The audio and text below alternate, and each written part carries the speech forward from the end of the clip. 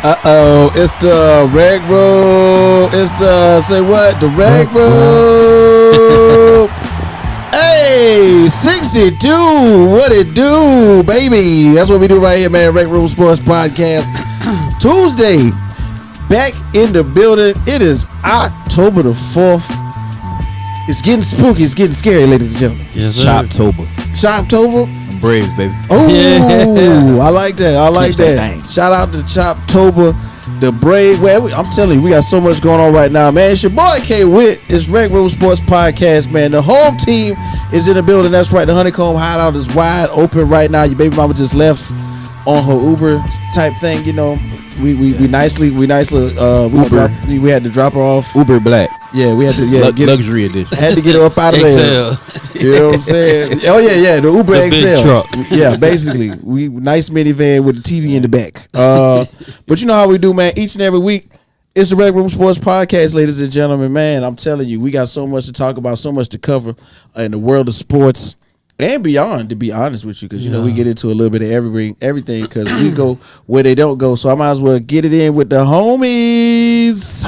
So what it is though, we got my man T Sweat, also known as T Sweat, better known as T Sweat, but you can call him what? T Sweat. All right, man, and my dog Jay on the MIC. Jay, what it do though? Braves win. Woo! Braves win. At least chance, baby. We gonna get into that and talking to my dog Coach Joey, aka Macomilly. Mac, what it do? What's happening? The one and only. Man, I'm telling you, like, I'm really feeling the energy. You know what I'm saying? This is like the best time in sports, because it's like it is. It's like 5 things going on at once. NBA coming up. The MLB playoffs coming. Right. You know, NFL getting hot, right? And college football starting to finally pick up. So the old ladies are mad. They're like, you ain't got no time. Yeah, nothing, right? Yeah, nothing else is on TV. Hey, look, not on our Monday night football, Thursday night football, right? Saturday I'm watching college Sunday I'm watching the Red Zone. Listen, on accident I might be watching ESPN or NBA TV or recap of some basketball I didn't watch. Hey, they might have a Tuesday, but we taking over Tuesday. Hey, we taking over Tuesday, man. We got you on Wednesday. Yeah. Listen, we gotta make a little time for the ladies on Wednesday. But you know me, man. It's your boy K-Whit. That's right, man. Your mama's #1 draft pick, man. AKA Hustle Westbrook. They have not traded me yet. I'm going to still stay in your kitchen. But you know, we gonna get right into it, man. Might as well. Jay, what it do? We got the headlines. So we have this week, as I say, protect the brand, man. We all went to the same alma mater. Mm-hmm. Yeah. Oh, okay. True. Illustrious on the road classical. Yeah. Illustrious. Yeah. All right. So, and we're gonna get into it, man. Associated Press reports on Monday that a Russian court set October 25th as the date for WNBA and Olympic gold medalist Brittany Griner appeal for her 9-year prison sentence. Wow. For drug possession. That's good. Prayers up. I don't want to quite say good. It's been a long time. Hopefully we got a chance, man. Right. There's a chance. There's a chance, man. The American basketball star was convicted August 4th after police said, basically they found vape canisters containing cannabis oil in her luggage in Moscow at the airport. And basically in free BG, man.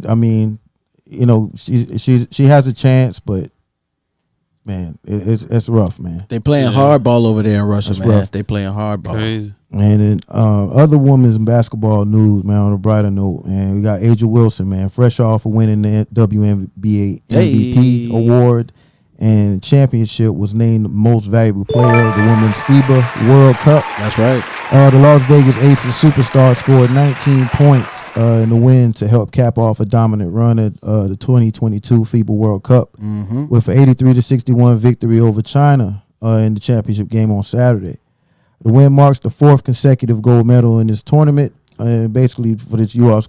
squad that's been unstoppable for us forever. And that's one thing that hasn't been ever. Armor's never been nicked, was the fact that we had the bad, was that 2004 as far as the men's, right? And some other little kids. Then we had the Redeem team after that. Yeah, but never, women always been coming strong. Always women. And in hockey news, ESPN reports that the NHL is debuting the digitally enhanced dasher boards For all games this season that will erase and replace the advertising found on arena rink boards and virtual ads on broadcast. So for casual hockey fans or people that don't watch hockey, basically, you see little, advertisements on the boards around the rink, right? And it's about to get a little better, man. Technology.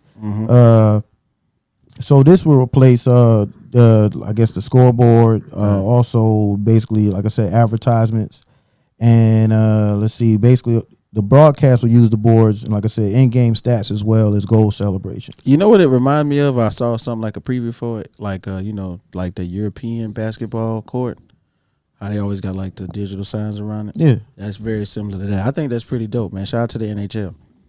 All right. Also, man, ESPN's Adam Schefter reported that Broncos running back Javonte Williams will miss the remainder of the season with a torn ACL and LCL. Dang. Williams had accumulated 280 total yards and 63 touches prior to getting hurt.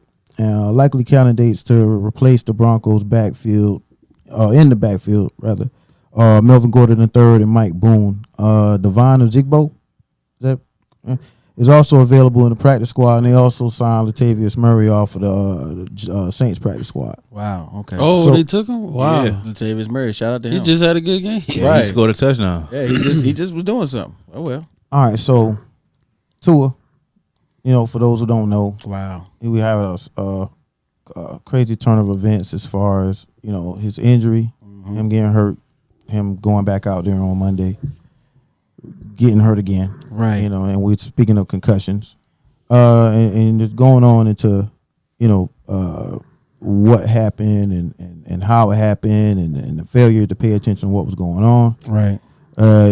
He's basically out Monday. Ruled out on Monday for Sunday.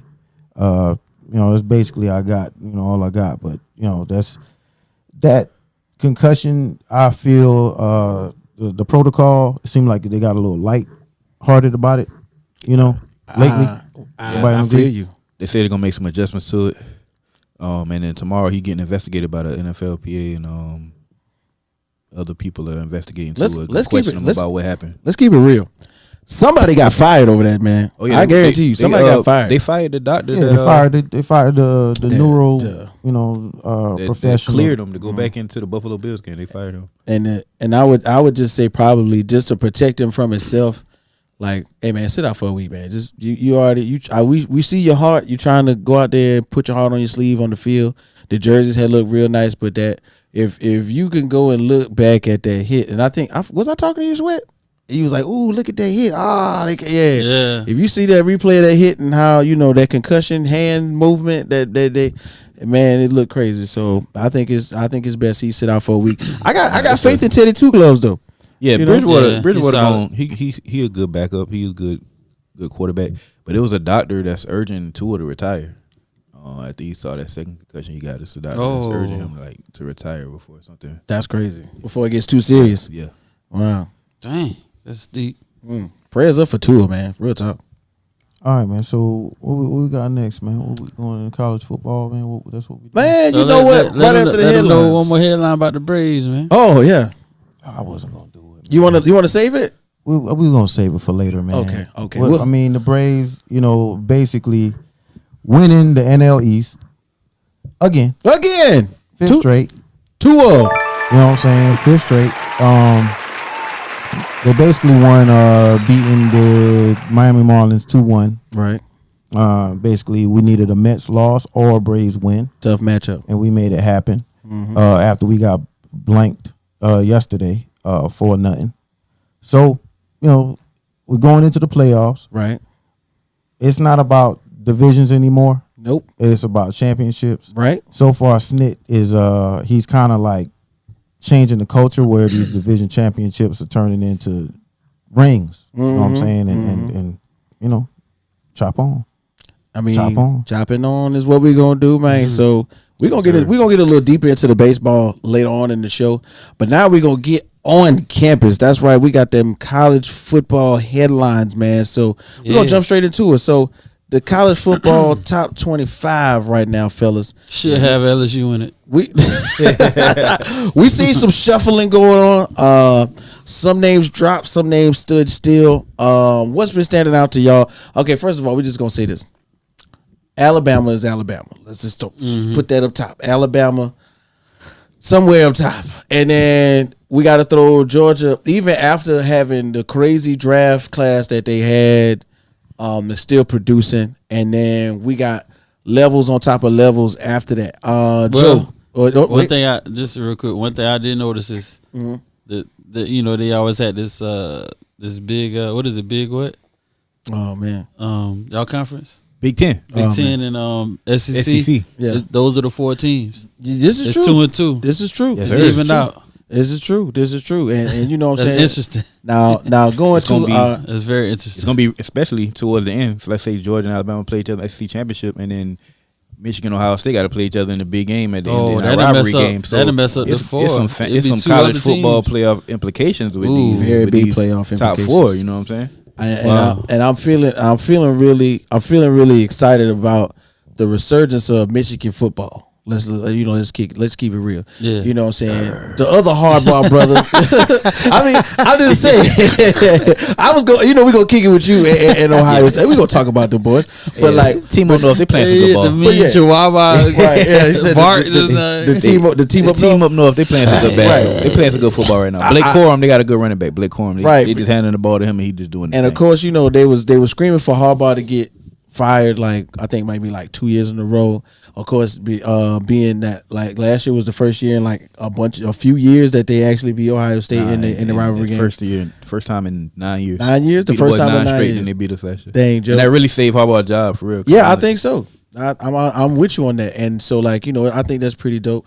You know what I'm saying, and then got to go to my resident Buckeye here for some Ohio State news. Tell us about them things, boy. Hey man, so we're undefeated currently. Yeah, number 3 team in the nation. Yeah, playing some good football, led by C.J. Stroud, Heisman front runner. Running game is amazing. Our backup running back, Mayan Williams, just had a 5 touchdown performance, 189 yards. Dang. We're in a competitive Big Ten. Nice few teams, 3 teams in the top 10. It's getting competitive. We're getting into that Big Ten schedule right now. Got Michigan State coming up. So we can't take them lightly. Every game counts. Every game matters. And we're just trying to make this push to the college football playoffs, man. Mm-hmm. Well, what about you, Jay? What's standing out to you right now, college-wise, top 25? Who you got? Who you got your eye on? I mean, one thing I noticed that with the Michigan State game, y'all getting Trevion Henderson back. Yes, we need him back. He's on track to return. Basically, the medical staff still has a final say, but that as far as I'm still looking at a lot of the matchups that Tennessee. I'm just looking at Tennessee. I'm looking at Kentucky. The Vols look strong too. Hey, look, yes. The Vols look strong. Yes, that's quarterback. That's going to end good. That's going to end this Saturday. Man.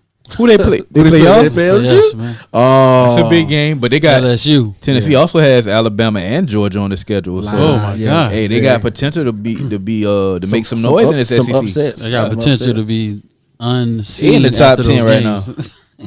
Nobody gonna be looking at them no more after they play them games.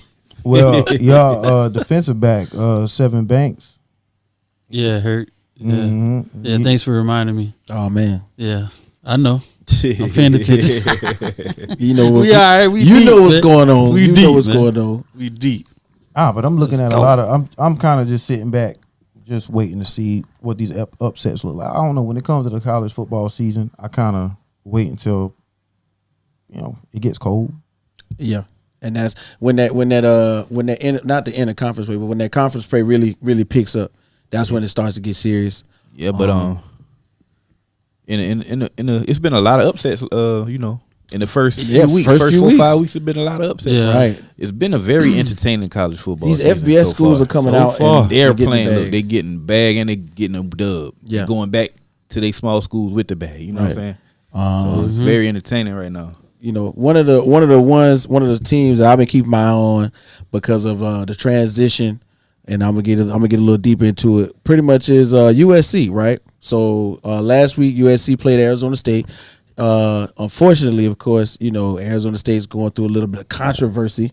But we won't get into that right now. USC is outside of the top 5, but in terms of just coming up, they rank number 6 right now in the AP poll. Okay. You know what I'm saying? We got my man Lincoln Riley, who took his Pac-12 offense to the Big 12, and it's actually paying dividends. Caleb Williams, he transferred with Lincoln Riley. You know what I'm saying? He's out here doing the thing. He's actually in the Heisman talks. He went 107 right now on the season. He's going 107 for 159, which is like in top 5 rankings for quarterbacks. 12 touchdowns on the season.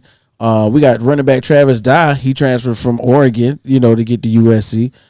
He's got 62 attempts, 422 yards. They're saying he's slated to be somewhere around the 900 to 1,000 yard range right now. You know what I'm saying? Jordan Addison, he transferred from Pitt. Yeah, okay. Number 1 receiver in the nation, too, right? Number one receiver in the nation. 29 receptions, 442 yards, 6 touchdowns. So it's kind of crazy to say that Lincoln Riley don't get enough props, but Lincoln Riley don't get enough props, dog. Yeah, you know what I'm saying? I mean, to go from that kind of run and shoot offense that Oklahoma was producing with the same quarterback. Take them and I think they had maybe 16 or 17 transfers altogether. And I think 9 out of the 16 are starters on both offense and defense. To kind of have the team gel in the fashion that it's gelling, that it's producing on a high level. I think that's real dope. And then one of the things that they always talk about is like continuity between games. Like is Caleb Williams, is he playing good? Not only is he playing great against poor competition, and is he playing good against competition slated against like how they're supposed to be evened out? And right now he's showing that it wasn't just a fluke. You know what I'm saying? When he was at Oklahoma, he was in the Heisman conversation. I think he placed like 5th or 6th last year, and then producing again at USC. Because remember now USC, and we all kind of in that generation where the USC Trojans' prominence was like here for. I was just looking at a Reggie Bush interview. It was pretty interesting. I forgot about that whole vibe he had. Yeah, we talking. He was like more popular than some NFL players. For real. Sure. Reggie Bush and Reggie Bush was it. Matt Leinart was too. it. Mike Williams was it. You know what I'm saying? So to kind of have Lindell White, you can't forget about Williams. Yeah, you can't forget about Big Lindell, man. So to see like the transition from Lincoln Riley getting there, and of course they had the year. What I think 4 or 5 year ban, so nothing was really happening. But to see them come in year 1, change the culture, bring in new players, smart, have the players, basically at the top of their game, leaving other schools coming into the at the top of the game. I think that speaks volumes, man. So big shouts out to Lincoln Riley and the USC Trojan program. If only they could do that at University of South Carolina, but that's another story. USC. That's another story. We won't really get into. But they're looking pretty good as the games progress. Yeah, their running back is definitely dope. And in terms of University of South Carolina, Rattler is actually a good quarterback. You know what I'm saying? Coming from the system that he came from. Once again, this is another Pac-12, Big 12 matchup going to the SEC. It's a whole nother vibe as far as what the quarterbacks are asked to do at this level or in this conference. So so big shouts out to USC. And unfortunately, they had to take on the Bulldogs and send them home, man. So we ain't gonna get too. I thought it was gonna be a better contest, but I mean, if you take out 2 days of my practice, I ain't gonna be ready neither. Oh wow! So shout out to Hurricane. Hurricane. Shout out to the Hurricane for that mess. And then what are we looking for as far as upcoming matchups? I know we were talking I know we were talking about conference LSU, play. Tennessee, right? Because everybody liking what Tennessee doing. I just want to squash that. You want to get them out the way. That's just what I want to do. Right. Joey, you know what I'm saying? I know Big Body is a fan of them. So I was just about to say Joey and Big Body probably got to have a conversation coming up too as well. And Joe, you mentioned Ohio State playing Michigan. You know what I'm saying? Is there anything else interesting you see standing in your way obstacle wise? Penn State, we got a big game with Penn State. They always play us tough. They rank high right now. So we got Penn State on the schedule coming up. Michigan State this weekend, and then Michigan. So we got 3 big games left on the schedule that we definitely got to bring out A game too. Also interested in seeing how Clemson continues to perform. Right now they number 5 in the nation. Right. Beat a North Carolina State team pretty soundly that beat them last year. Got their revenge. They was ranked number 10 in the nation, I believe North Carolina State was when they played them. DJ, I don't want to get his last name wrong. DJ Uwe Ungalele? Okay, Ooh, yes. Mr. U. Right. He's the quarterback for his Clemson. game The up. quarterback for Clemson, yeah. He Stepping is. his game up. He playing pretty good football right now. You know, he started off a little shaky, but he getting his act together, and the team is following his lead. They're looking pretty good. I want to see them see if they can carry on the load down the stretch and win the ACC. Shout out to Dabo. Yeah, and shout out. Keeping the tradition going. Shout out to Dabo also because once again he's proven that, you know, his system with Clemson football is transferring. Of course, you know, the transfer portal wide open. That's something that, you know, that we haven't really seen take precedence like we've seen it like this year in college football. All these transfers, everybody moving around, the NIL influencing, you know what I'm saying, where players go and whatnot. I think that Clemson ball it took a while because, of course, you know, it's hard to replace your boy. Okay, it's hard to replace him, but DJ's got to make a name for himself. So shout out to Clemson football as well. You know, as we keep our eyes open on everything, fellas, like, you know, the Heisman talk it's starting to ramp up a little bit. Yeah. So we got a couple Heisman front runners I want to bring up, of course. You know what I'm saying? So first, I got to do it for my homie right quick, man. We got CJ Stroud from where? Ohio State. The Ohio State. That's right. That's right. You know what I'm saying? Right. So right now, CJ Stroud's out here doing 92 or 134 on the season with 1,376 yards through the air already. 18 touchdowns and 2 interceptions. That's crazy. Come on, man. He went 22 for 27 against Toledo and threw for 5 touchdowns. Now, although Toledo may not have the highest ranked defense, 5 touchdowns, that just like I was saying, if you were a Heisman hopeful, you know, there are games that you're supposed to be great in, and then there are games you're supposed to be, you know, you're supposed to push at. So he did that. So big shouts out to CJ Stroud. Another one to keep our eyes open for is Jason Daniels out of Kansas. Right now, Kansas is 4-0. Right now, Jason Daniels leads the nation in QBR with a 98.0 rating.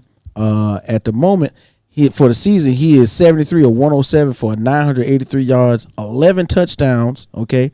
We also had, he had 324 of them yards through the air with 4 touchdowns against Duke.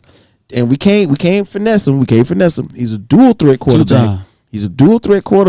So he had 86 yards on the ground and a rushing touchdown as well. Other big names we always gonna mention, you know, Bryce Young, shout out to him because we just seen him over the weekend, you know, get taken out due to injury. So we're gonna see how that progresses. Caleb Williams, we were just not talking about for USC, also in the top list of Heisman front runners. Stetson Bennett, shout out to Freeport. You know what I'm saying? Shout out to Freeport. Stetson Bennett is up there. Yeah, playing you solid. know, representing the Bulldogs. And then I got Muhammad Ibrahim, straight out of Minnesota. Then that's the only running back. And there's always going to be one defensive player that's going to be somewhere in the top 5 or 6. So I'm waiting for the season to go on so we can see who's going to progress as the top defensive player to possibly win the Heisman trophy. But of course, you know, it's always hard for defensive players to win one. You know what I mean? And, so big shout out to whoever's name pops up out of that. College football going crazy right now, and I'm looking forward to these rivalry games like Joe's mentioning. Yes. That are going to be big. You know what I'm saying? Shout out to my boy Jay over here. I know he's looking forward to that Boston College Miami Hurricane game. That's always one to look forward to. You know what I'm saying? Later on down the line, you know, as Carolina, Carolina natives, we got to look forward to Clemson, USC. Oh yeah, always. That's a big one. You know what I'm saying? So those stand out. And then we, you know what I'm saying, the Red River Shootout. Everybody forget about that now. You got to talk about that Texas Oklahoma. Yeah. You got to talk about that Texas Oklahoma now. And Texas is actually having a resurgence of its own. I like what Texas got going on. Listen, and don't sleep. Having a Manning on your roster means something. Yeah. All right, I don't care which Manning. I don't care. Yeah. I don't care which Manning. He could be on the bench. He could be in the locker room. He could be red shirt 2 years. Plugged in. Right? Yeah, you got one Manning, boy. You going somewhere? All right, straight up. Jay, what you looking forward to as far as like matchups going forward for the college, man? Well, I want to say North Carolina State, Florida State.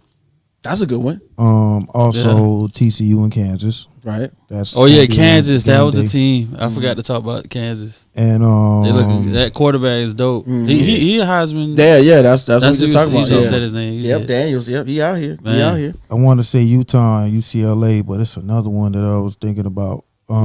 Shoot. Did the whiteout in Penn State happen already? That's always a big game. Yeah, I think we go to them this year. They're gonna probably do it with us. Oh man. Yeah. Of course, y'all in Tennessee. Yeah. I guess another one is just cracking at me. I can't. It's gonna come at me. Mm-hmm. But it's a few matchups. With Clemson playing Boston College. Oh yeah, That's the biggest cocktail party, Georgia and Florida. And Georgia and Florida gonna be entertaining. Yeah, very big. You got Nick and DuBois. Oh man, Texas A&M. Yeah. That's gonna be a good one too. That's gonna be they're gonna be calling some plays. I wonder if they're gonna shake hands at the end of the game. Doubt it. That's gonna I be doubt weird. it. They gonna go. All right, man. Forgot. NIL. Yeah, right. Exactly. He paid for all of those players. Yeah. He paid for 1, 2, 3, 4, 5. paid. The whole team get paid for. Right. Listen, man. Yeah, it's gonna be a bit weird, man. But it was one. It was. I think I want to say, Ole Miss and Vanderbilt for some reason. Okay. We gotta shout out Ole Miss because they playing some good football. Lane right now. Kiffin. I think they undefeated right now. Yeah, Lane Kiffin, man. Lane Kiffin Yeah. is transmitting his genius of The offense. off blue. Right. Yeah, it's already out They here. got blue like jerseys. They got like so many blues. Like Yeah, shout out to Georgia Tech for getting that win. okay. Oh okay. yeah. Have we heard? Can we jump into a quick rumor right fast? What's up? So supposedly, this is word on the street. Georgia Tech is offering the BAG, capital BAG, to my man, Coach Prime, to leave Jackson State right now. Oh Lord. Now it's really only because, of course, Deion. If everybody knows Deion Sanders, Coach Prime, Coach Deion Sanders, you got to give him his whole props. Has taken Jackson State straight out of Mississippi to a whole nother level, coaching the HBCU, changing the culture of HBCU football, period. And, everybody knows, Deion was Atlanta at one time. Well, he was the state of Georgia, technically, right? So now that he's gotten to a level of stature, even for a FBS coach, he's been getting offers all over the place, and one of the main ones that I know has been shifting around was the original one was, why didn't Florida State hire him? Oh yeah. And so now it's like it's Georgia. Georgia Tech now. Georgia Tech is in that pipeline of players. You got Georgia. You touching all them states where all the players come from: Florida, Georgia, Texas. Now just imagine Coach Prime go to Georgia Tech, all the players that don't leave Georgia, that don't go to UGA, and you got to be smart to go to Georgia Tech too. Nobody knew Calvin Johnson was a genius. Nobody knew that, for real. Nobody knew Calvin Johnson was like a rocket science major or something crazy. Yeah. But just imagine being a smart athlete and playing for Coach Prime. Man, shoot. I don't think he go yet. I don't think so either though. I think he going. He ain't gonna lead him behind. He eventually gonna leave, but I think he gonna wait till his sons do their full term at Jackson State, and then he may make a. Yeah, that'd be I more. like That'd be that. more I like that. classy. I like See them that. off Classy. and then, yeah. I think he on a mission to build HBCU football back up to the notoriety and get it up to the level of respect and prestige it once was. And I think once he accomplishes that, then if the right program he wants to go along to offers him, then he'll make that jump. I think it's gonna be several Division I FBS programs that offer him, but I'm thinking he waiting for like a pristine prime. Prime to come open, if you will. You know what I'm saying? No pun intended. He waiting on like one of those gigs to come. I don't think he just gonna jump into like the first. The first one that just offer him. Yeah, I mean, but Georgia Tech, it do make sense because he had a lot of he got a lot of history with the state of Georgia, so it would make sense now in a way. But I'm just thinking he might want to go to maybe like a bigger brand. Yeah, a tougher conference, maybe. I think the ACC would be perfect for him to go into. Honestly, build it instead up of like again. going into the SEC or maybe Pac-12, Big Ten. And like I want him to stay in the South though. I like that. So I want him like to stay that. in the Southern. I like that. I want him to stay Yeah. with I the like Southern that. team. Before we close out, a couple other notes, man. West Virginia running back C.J. Donaldson is in a concussion protocol. Will miss next week's home game with Baylor after he was injured in the loss at Texas.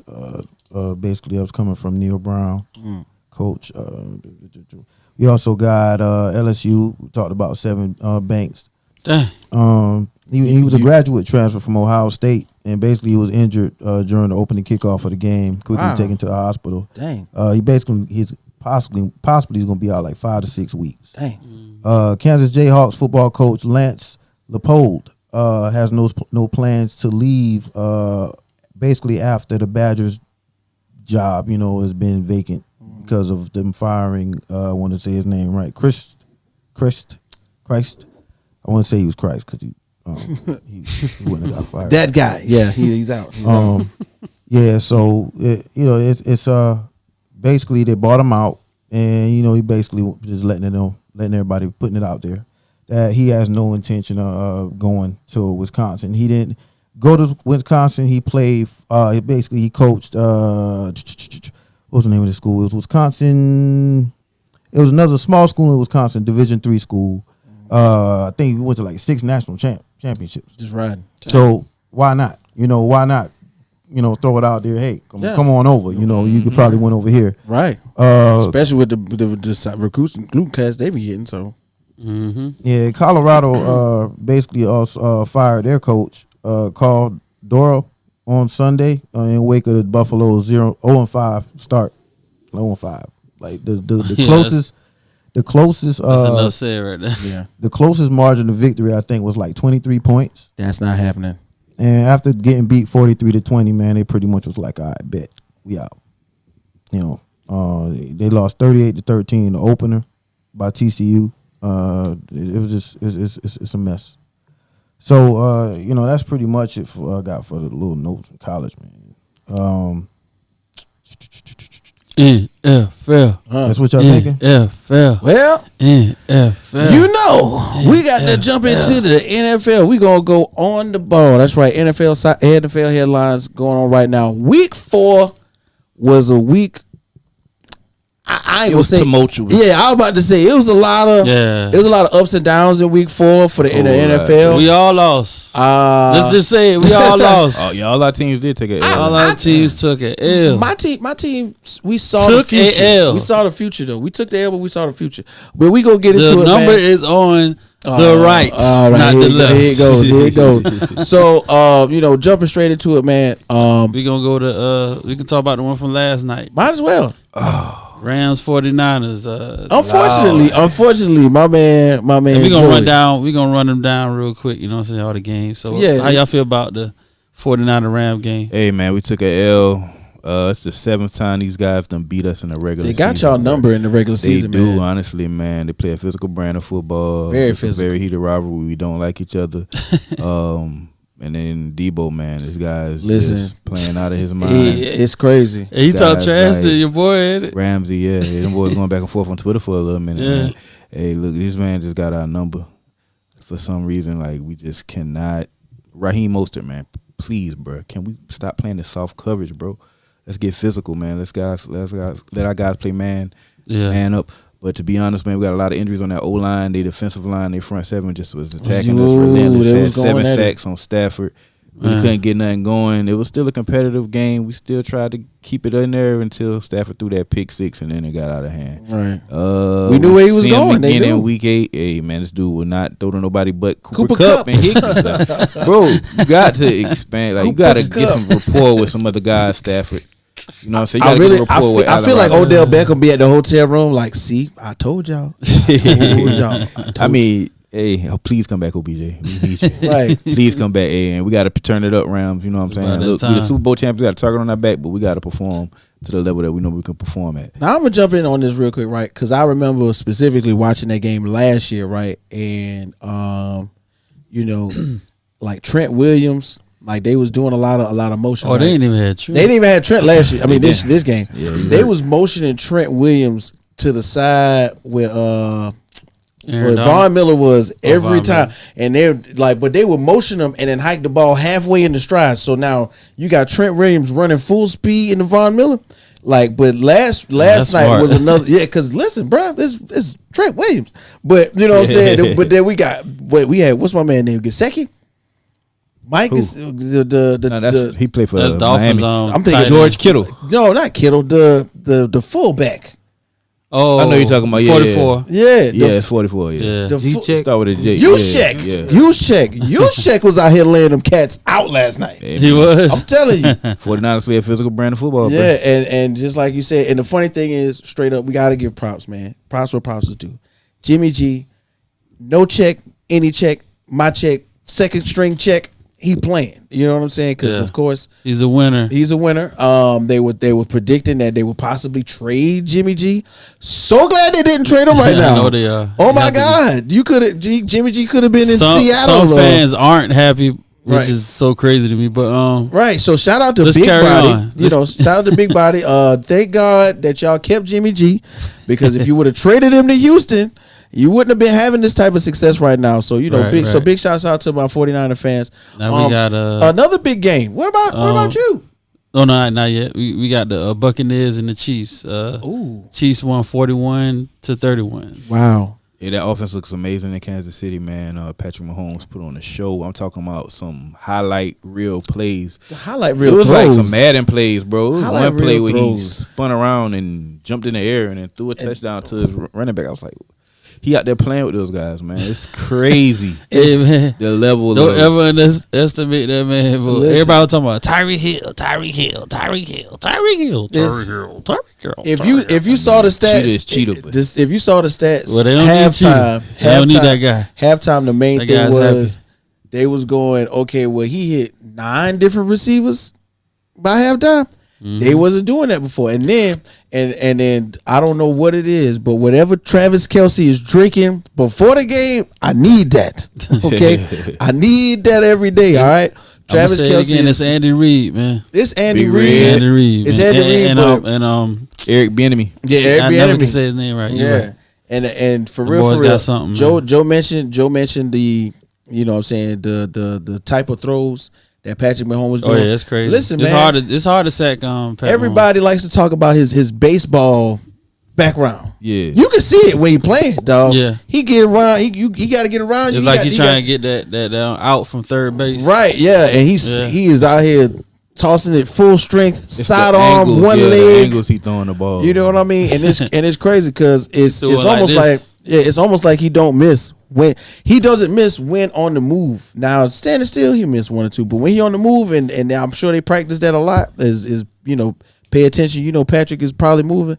Like it's Do it crazy, like how this. Bruh, listen, He's going crazy. Out he'll flick it to you. You know what I'm saying. You got the RPOs. We'll pull it out the stomach of the first man and throw it to the second man somehow underhanded. Pull it out the stomach. You know, because listen, he missed one. He about to fumble, fall down, look like boom. We toss it to the second man left-handed. Like it's crazy how Patrick Mahomes do it. So He trusts himself. and the crazy thing is on the coverage, right? On the coverage for that game, guess who they had watching them?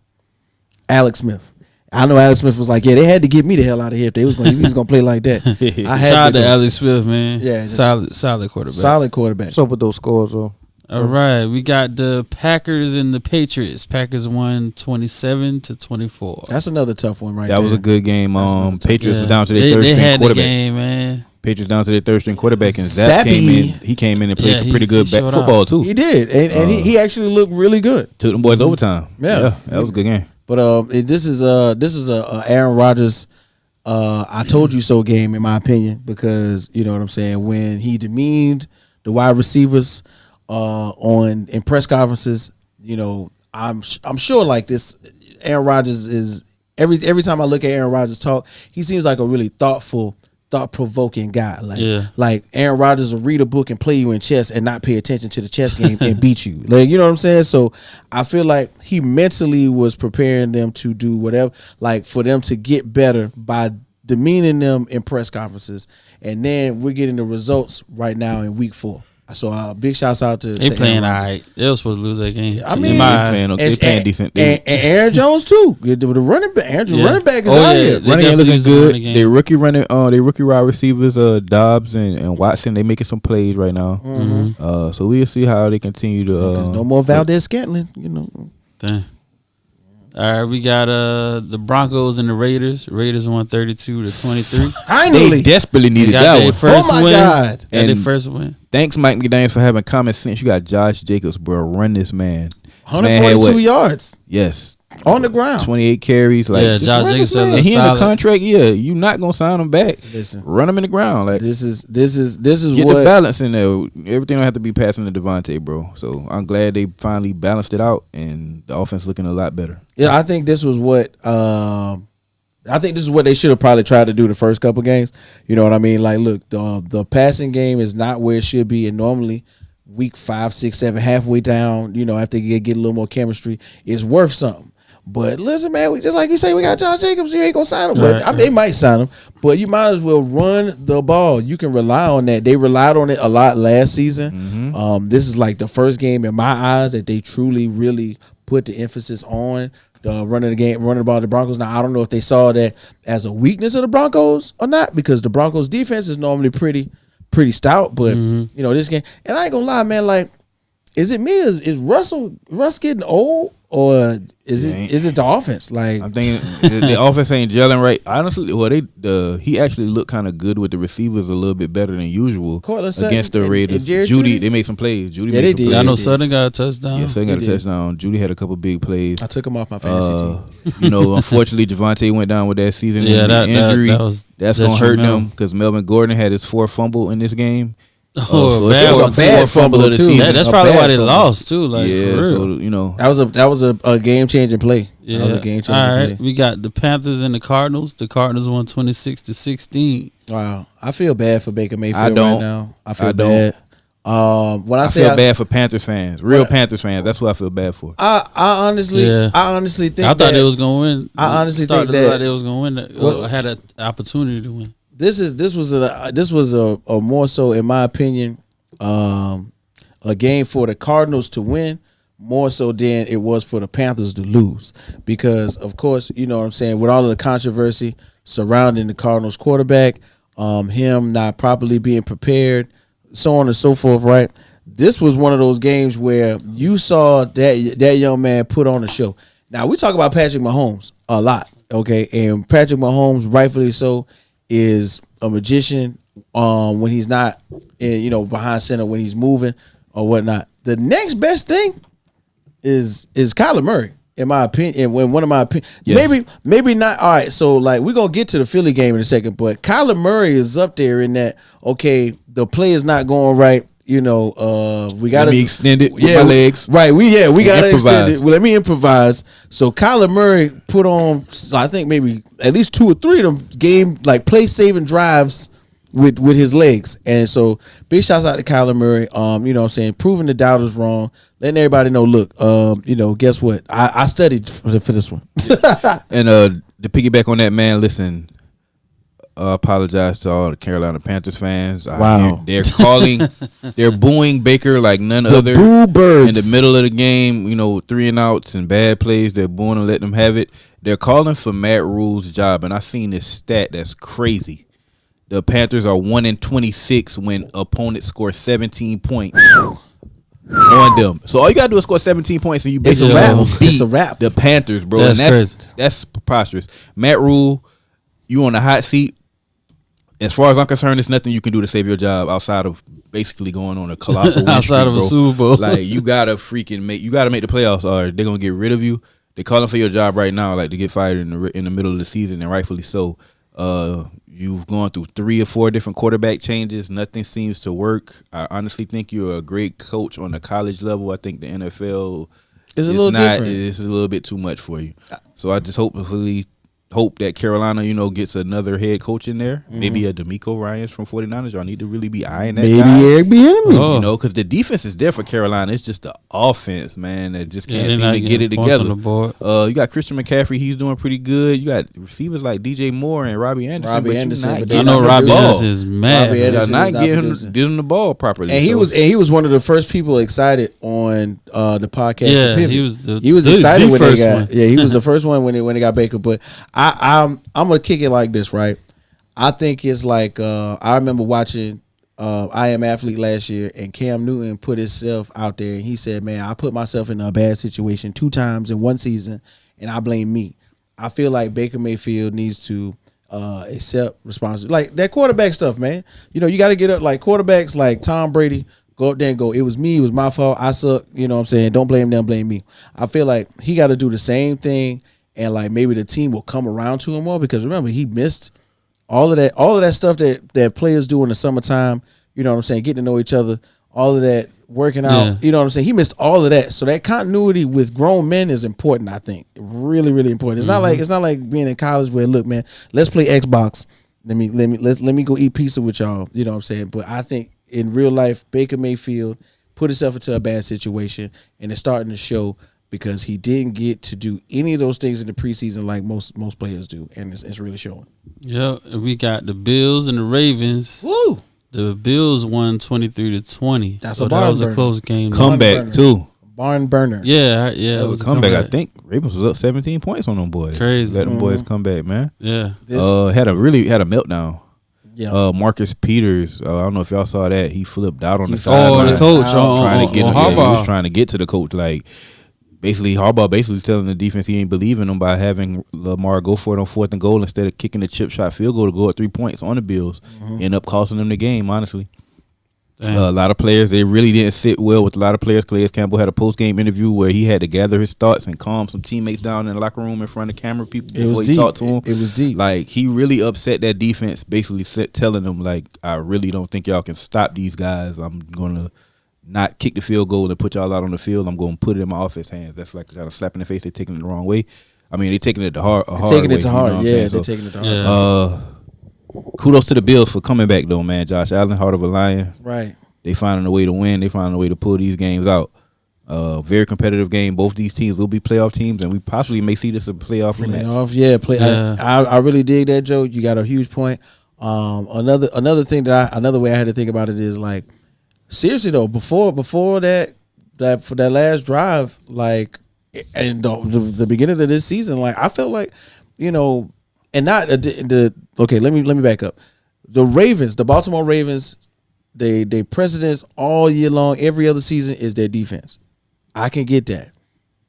But this year it's really been about Lamar, dog. Like, what if Lamar could have scrambled for 15 yards and got a touchdown, and then the game would have been sealed? You know what I'm saying? Like, I might get slapped for this, but I think, like, the Ravens are like the playoff Cowboys, bro. Like, wow. You know what I'm saying? Like, they got everything. They got everything they need to make it, but it's just like the Stephen A. Smith jinx on Cowboys. Like, the Ravens got that Super Bowl jinx, like something stopping them from making it every year, like, for real. You have a point, though, and I really think it's a lot to do with eventually they're going to rely on Lamar too much.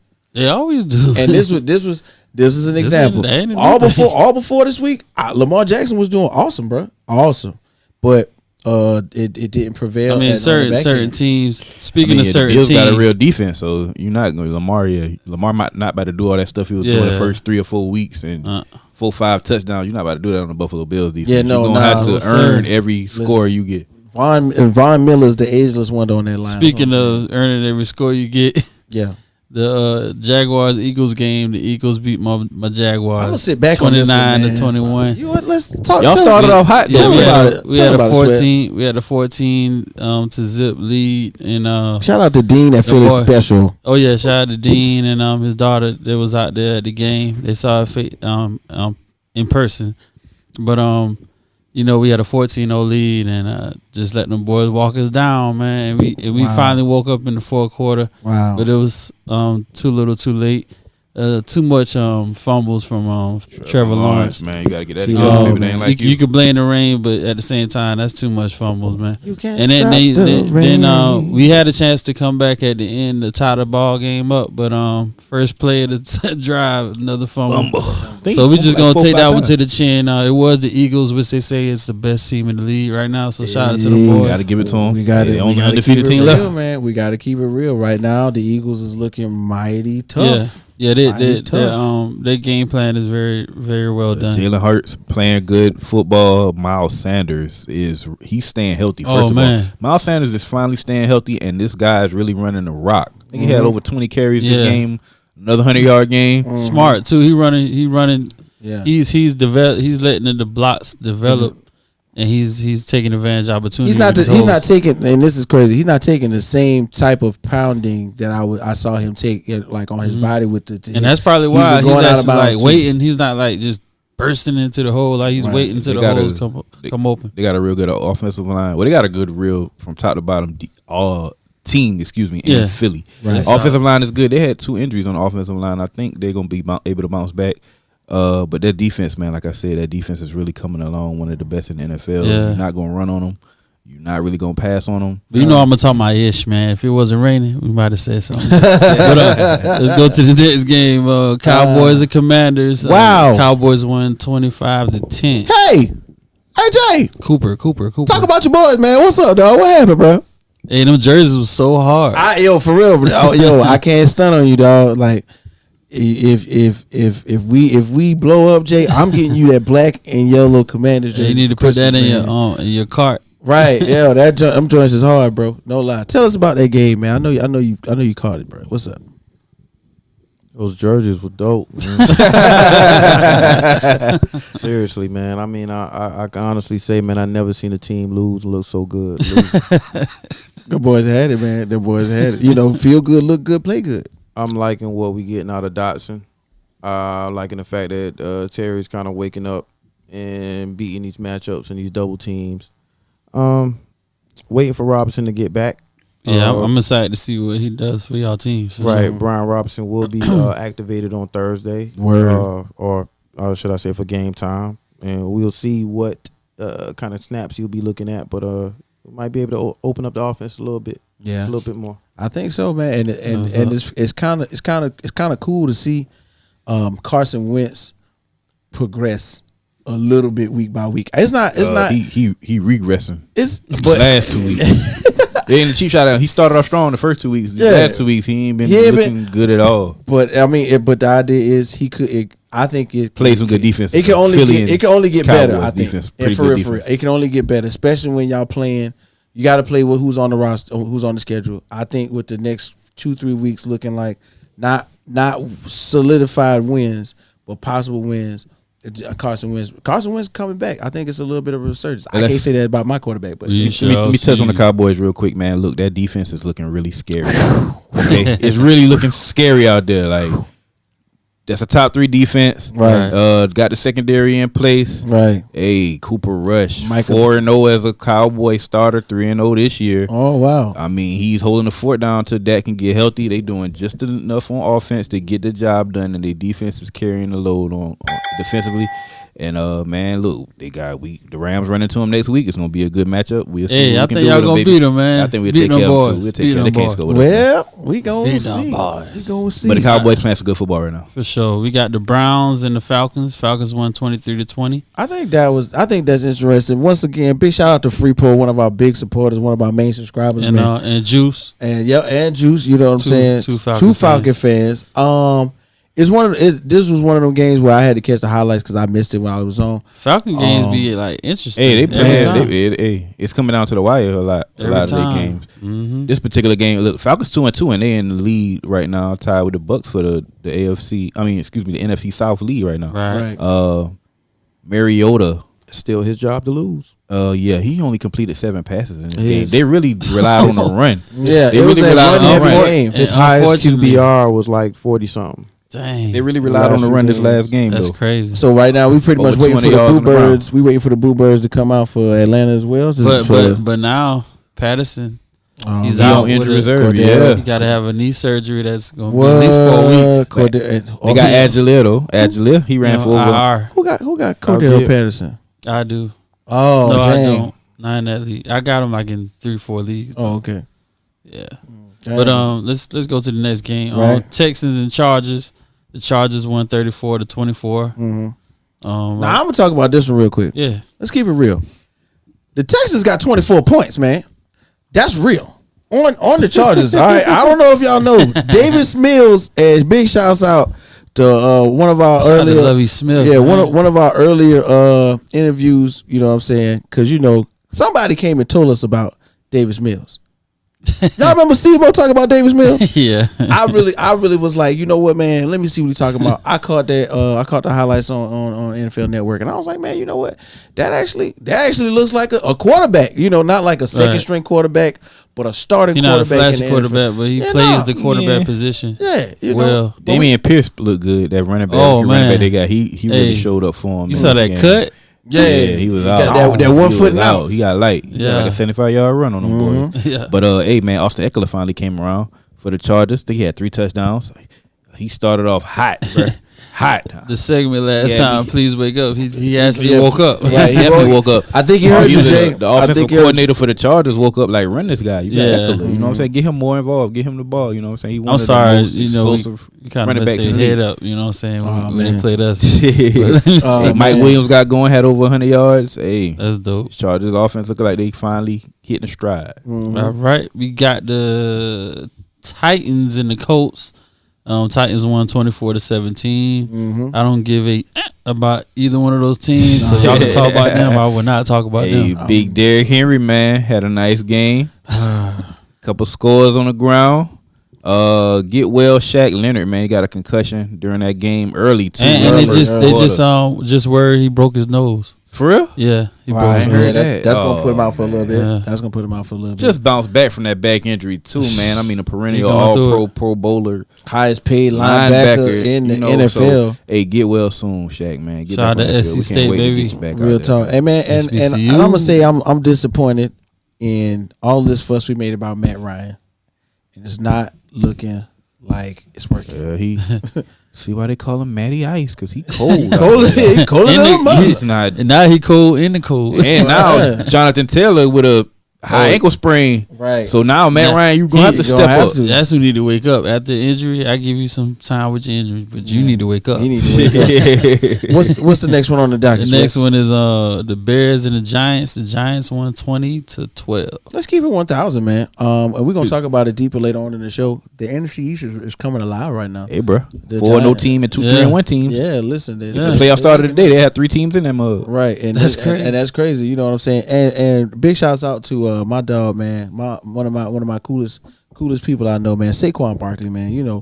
Coming back from injury. Of course, you know what I'm saying, the verdict was out. This is a year in which, not quarterbacks, but running backs also always get, looked at really hard, scrutinized very deeply.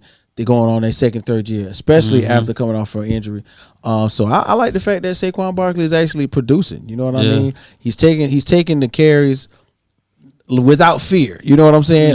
He's not running like he was injured last season. And they giving him a load. Yeah, they giving it to him. At one point, look, Daniel Jones got an ankle injury. He went out the game. They put in Tyrod Taylor. Then Tyrod Taylor had a concussion. They only had 2 quarterbacks, so they had to run Wildcat for like the last 7-8 minutes of the fourth quarter. And it worked. And Saquon basically had Daniel Jones out there as a decoy at wide receiver. And then Saquon basically just ran the whole offense for the last 8 minutes, man, and ran them to glory. Yes, sir. And let's pray for all these people getting these concussions, man. I don't know what's going on right now, but a lot of concussions right now. It's ridiculous. They keep and one of the things. Well, we'll get into that later because I got that on the later segment. So we're gonna go to the next game. Jets won against your Steelers, 24-20. So we're gonna let you talk about that one.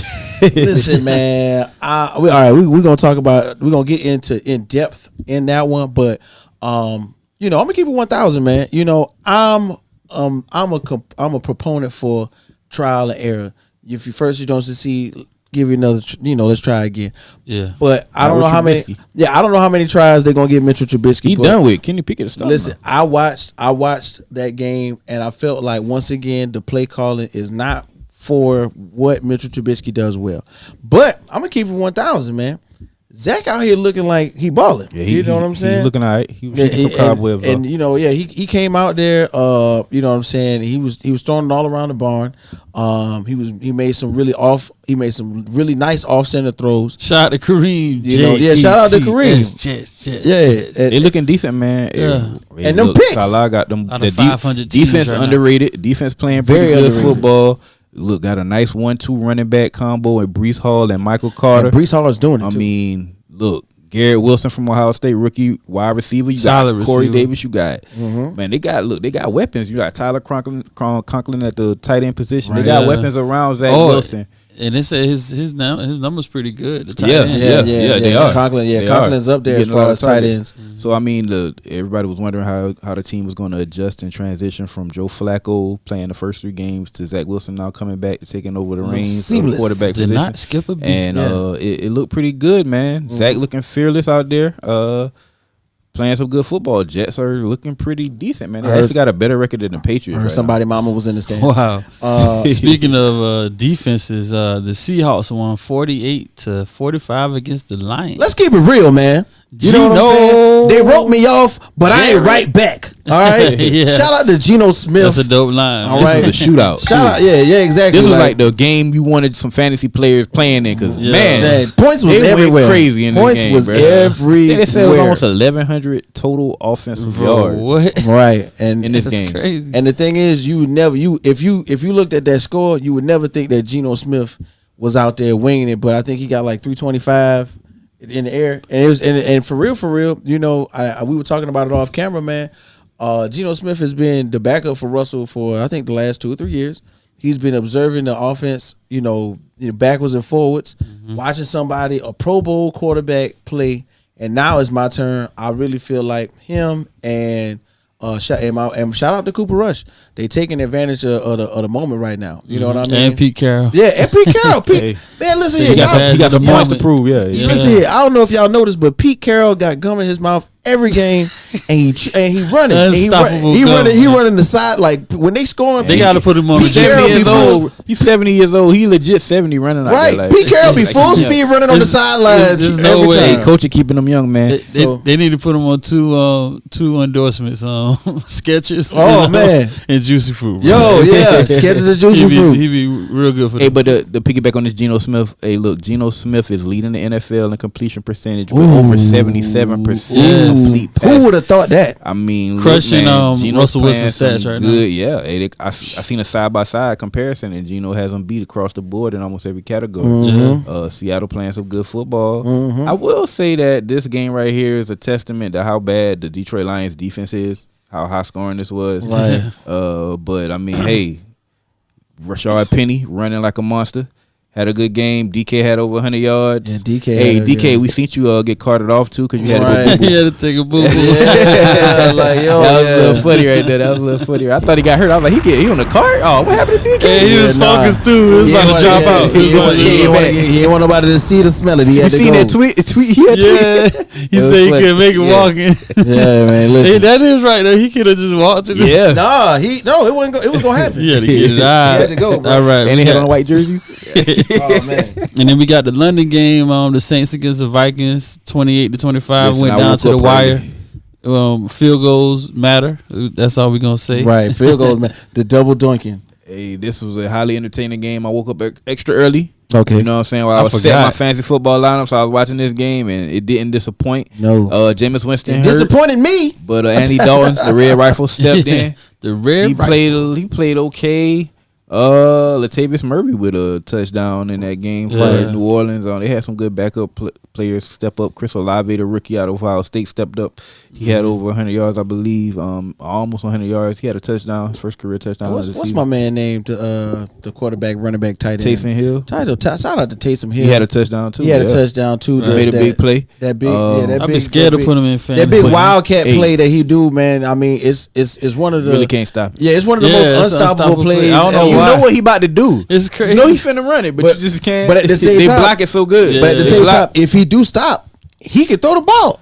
Yeah. Right. He really can. So, hey, Justin Jefferson show though, man, this guy put on a performance in this game. Wow. Against one of the better cornerbacks in the league, Marcus Lattimore. Right. He put on the show against him, man. He had a rushing touchdown, had over 100 yards in the air, big play after big play. Him and Kirk Cousins' rapport is looking like it's really coming together. I think they spread the ball better that game too. Right. Yeah. Because Thielen was involved. Yeah, this game too, Thielen was involved. That was important. And my thing is this: when you see Kirk Cousins play at such a level, it's never when it's just one wide receiver. Mm-hmm. It's when the ball is getting around to Thielen and Jefferson.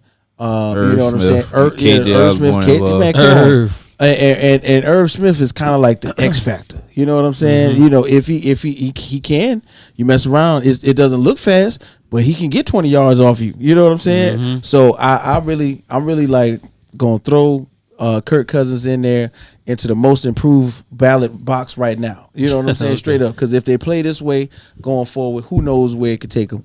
And last but not least, the Bengals against the Dolphins. The Bengals look like they're not having to be in the panic mode. Mm-hmm. They're being patient. Mm-hmm. Their offense is waking up a little bit. So they played the Dolphins, and it's the concussion talk with the Dolphins situation. But what made I think me wake the Bengals up? have looked pretty good. You know what made me wake up? What? The white jerseys. Yeah, them jerseys was hard. I like the helmets, but the jerseys it made it too much. It was you didn't like the helmet? I like the helmets, but okay. the jerseys with it it was a little bit too much going on. It was white out. It's classy. Yeah, but I mean, classy. I feel what they're doing with the Thursday night theme songs. But with this game, Joe Mixon, man, the Joe Mixon show, he had a lot of touches. They really running the offense through him. Right. And I really think that's taking a lot of pressure off of the offensive line to block for Joe Burrow because they're still trying to get the act together. That was smart. T. Higgins from Clemson, South Carolina. T. Higgins. Yeah. That guy had a monster game, Mm-hmm. over 140 receiving yards, I believe. Right. Mm-hmm. Big play, caught a big 59-yard touchdown, kind of separated and opened up the game. The Tua concussion kind of took the win out of Miami. Took the wind out of everybody. Teddy tried to come in. Off. He played decent, but they just couldn't get it together. I think the idea is, and Teddy Two Gloves, we're going to shout out to him because, you know what I'm saying, it was one time when he was one of the top 5 quarterbacks in the league, top 10 at least. Stepping into a role like that after seeing, a fellow player go down with that type of concussion or with that type of reaction to a concussion, I think it really put a damper on the whole team because before it happened, the team looked energized, the play calling was crisp, the play execution was crisp. Then of course, like I know guys who have played offensive line in football before, and I know they feel the pain when their quarterback goes out like that. They all feel like they're a team. So I know they feel. I feel like that played a part into it, man. So it was cool to see Teddy get in, but it was also disheartening to see Tua go out, and we'll get into that going forward. Pretty good week 4, man. But what's up? Jump into the headlines? Yeah, I got the tidbits, man. On the ball headlines. We kind of got into the, we were doing our thing. Oh, my bad. And let's kind of touching up on the things we talked about. Just like Jonathan Taylor, man. Hopefully he'll be able to play on Thursday night against the Broncos, despite a badly twisted right ankle that he suffered against the Titans. Broncos country. Let's ride. It's he says I'm not starting him. I know that. Anyway, moving on. The Cowboys owner and general manager Jerry Jones basically would not rule out Dak Prescott from playing on Sunday against the Rams, but he acknowledged the quarterback's grip on a football is not well enough to play at the moment. Prescott met with doctors today. On Monday, basically McCarthy said that he wants Prescott to go through a full week of practice before returning. Second week in a row, the 49ers basically lost their starting left tackle to an injury for an extended period of time. Wow. Like we talked about earlier when you talked about the injury. And that's definitely notable where, we're talking about losing 2 left tackles for at least 6 weeks. That's crazy. And on to the next, which, they look good, but I'm pretty sure that's not going to really hold up. We'll see. We'll see. They want to get 49ers? Mm-hmm. Oh, I ain't gonna lie, man. For some reason, they be deep, man. Like them boys be going through like 10 running backs. Like you know what I'm saying? No, in real life, they do got like 7 roster spots. They don't really slow down on injury. Like they might not play as good, but they don't slow down. They still be like right there. Mm-hmm. Like for some reason, it's the organization, man. Right. Shout out to John Lynch, man. John Lynch, what it do though? Man, you got the Falcons, just like we talked about Cordarrelle Patterson. Basically, he's going on IR. He had a procedure on his left knee Monday morning, just like we talked about. You know, he got injured, and he can basically be out for.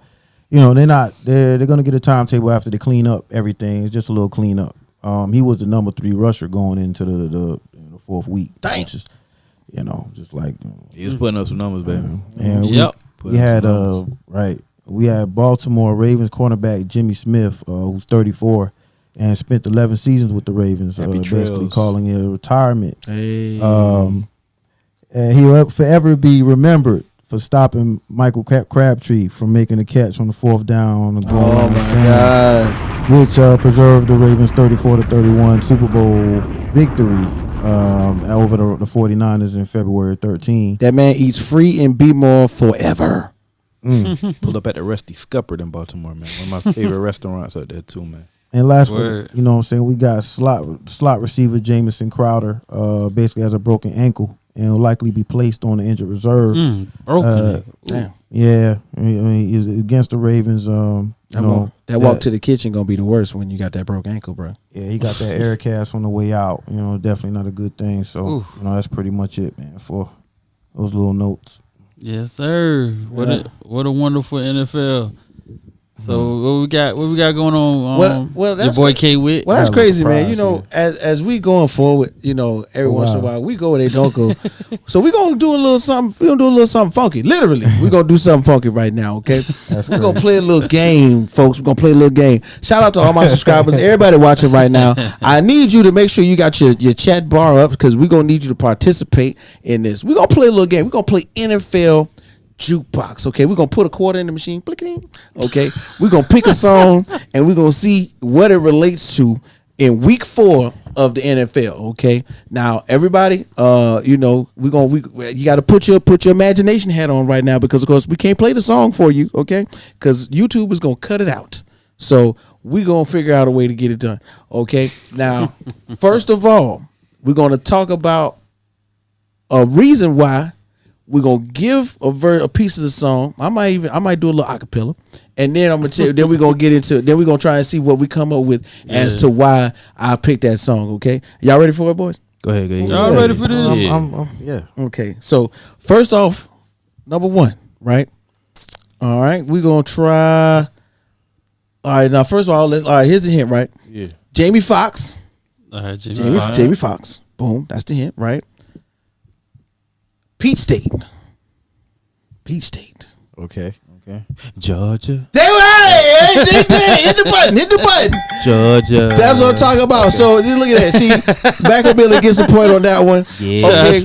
Shout out to the singing. Yeah. That's right. There we go. So shout out to my dog Freeport right now. Freeport, what it do? This is for you, man. Because you know why?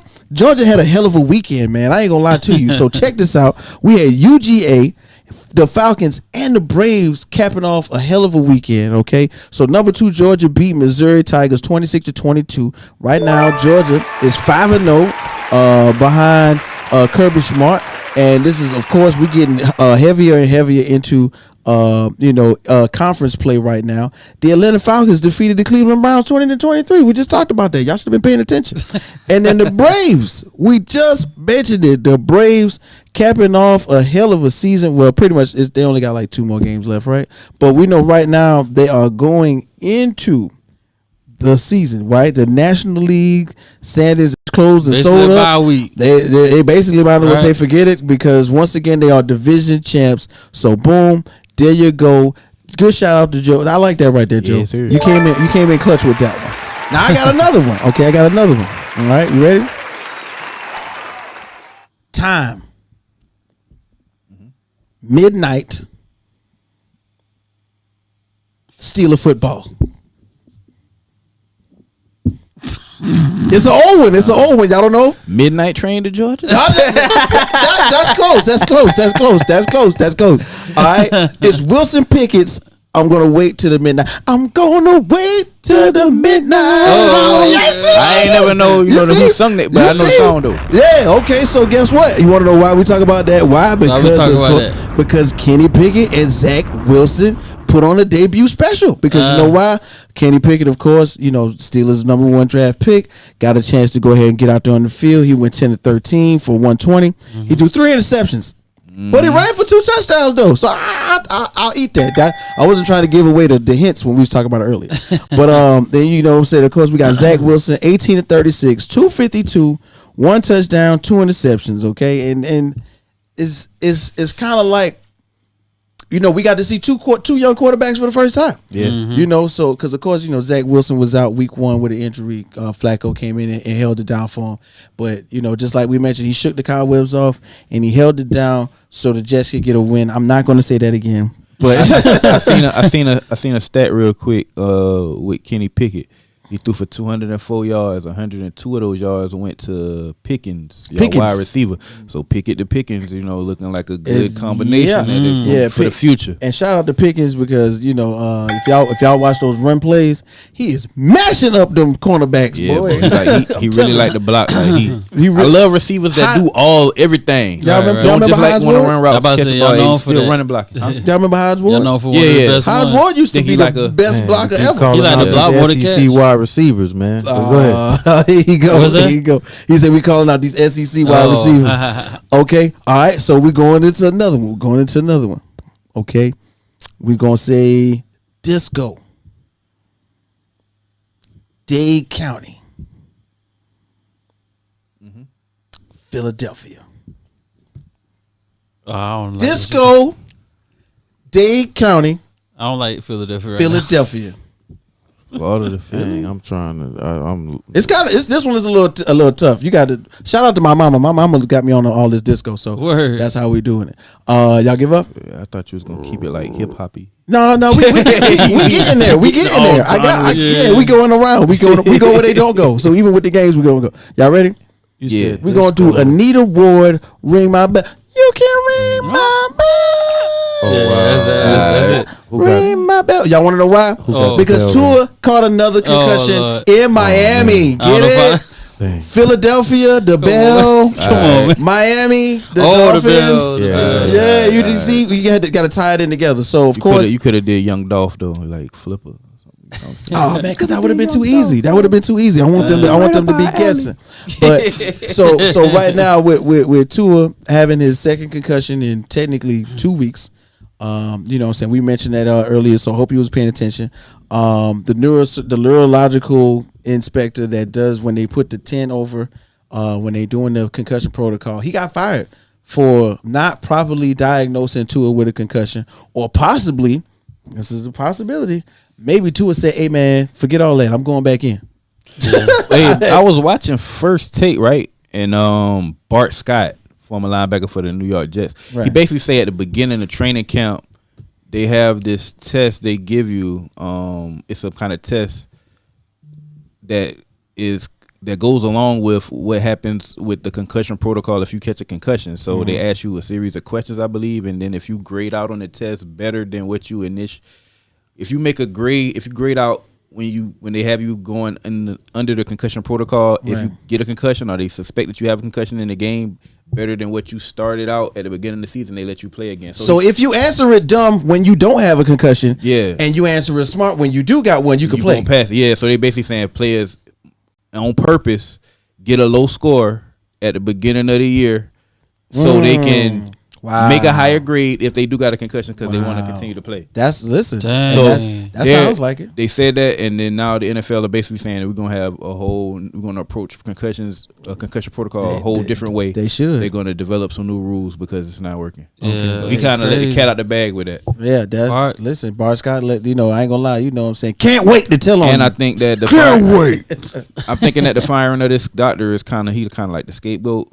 It is. I'm thinking it's a lot of parties that's guilty in this. Like, I'm thinking it's just not him, man. It's got to be way deeper. Organization. Listen, the idea is we all watched the first game, right? somebody somewhere in a booth or the coach could have said, "Hey man, you know what? Sit down." Anybody can say he had a concussion, bro. Like, we're not gonna do that. Sit down. Wobble, couldn't walk. Like, right. Had to get held up by offensive linemen. I ain't see this man grab his back not one time. What no, that ain't got nothing to do with Tua your back. who has notorious hip and back injuries. Like, right, man. Yeah, exactly.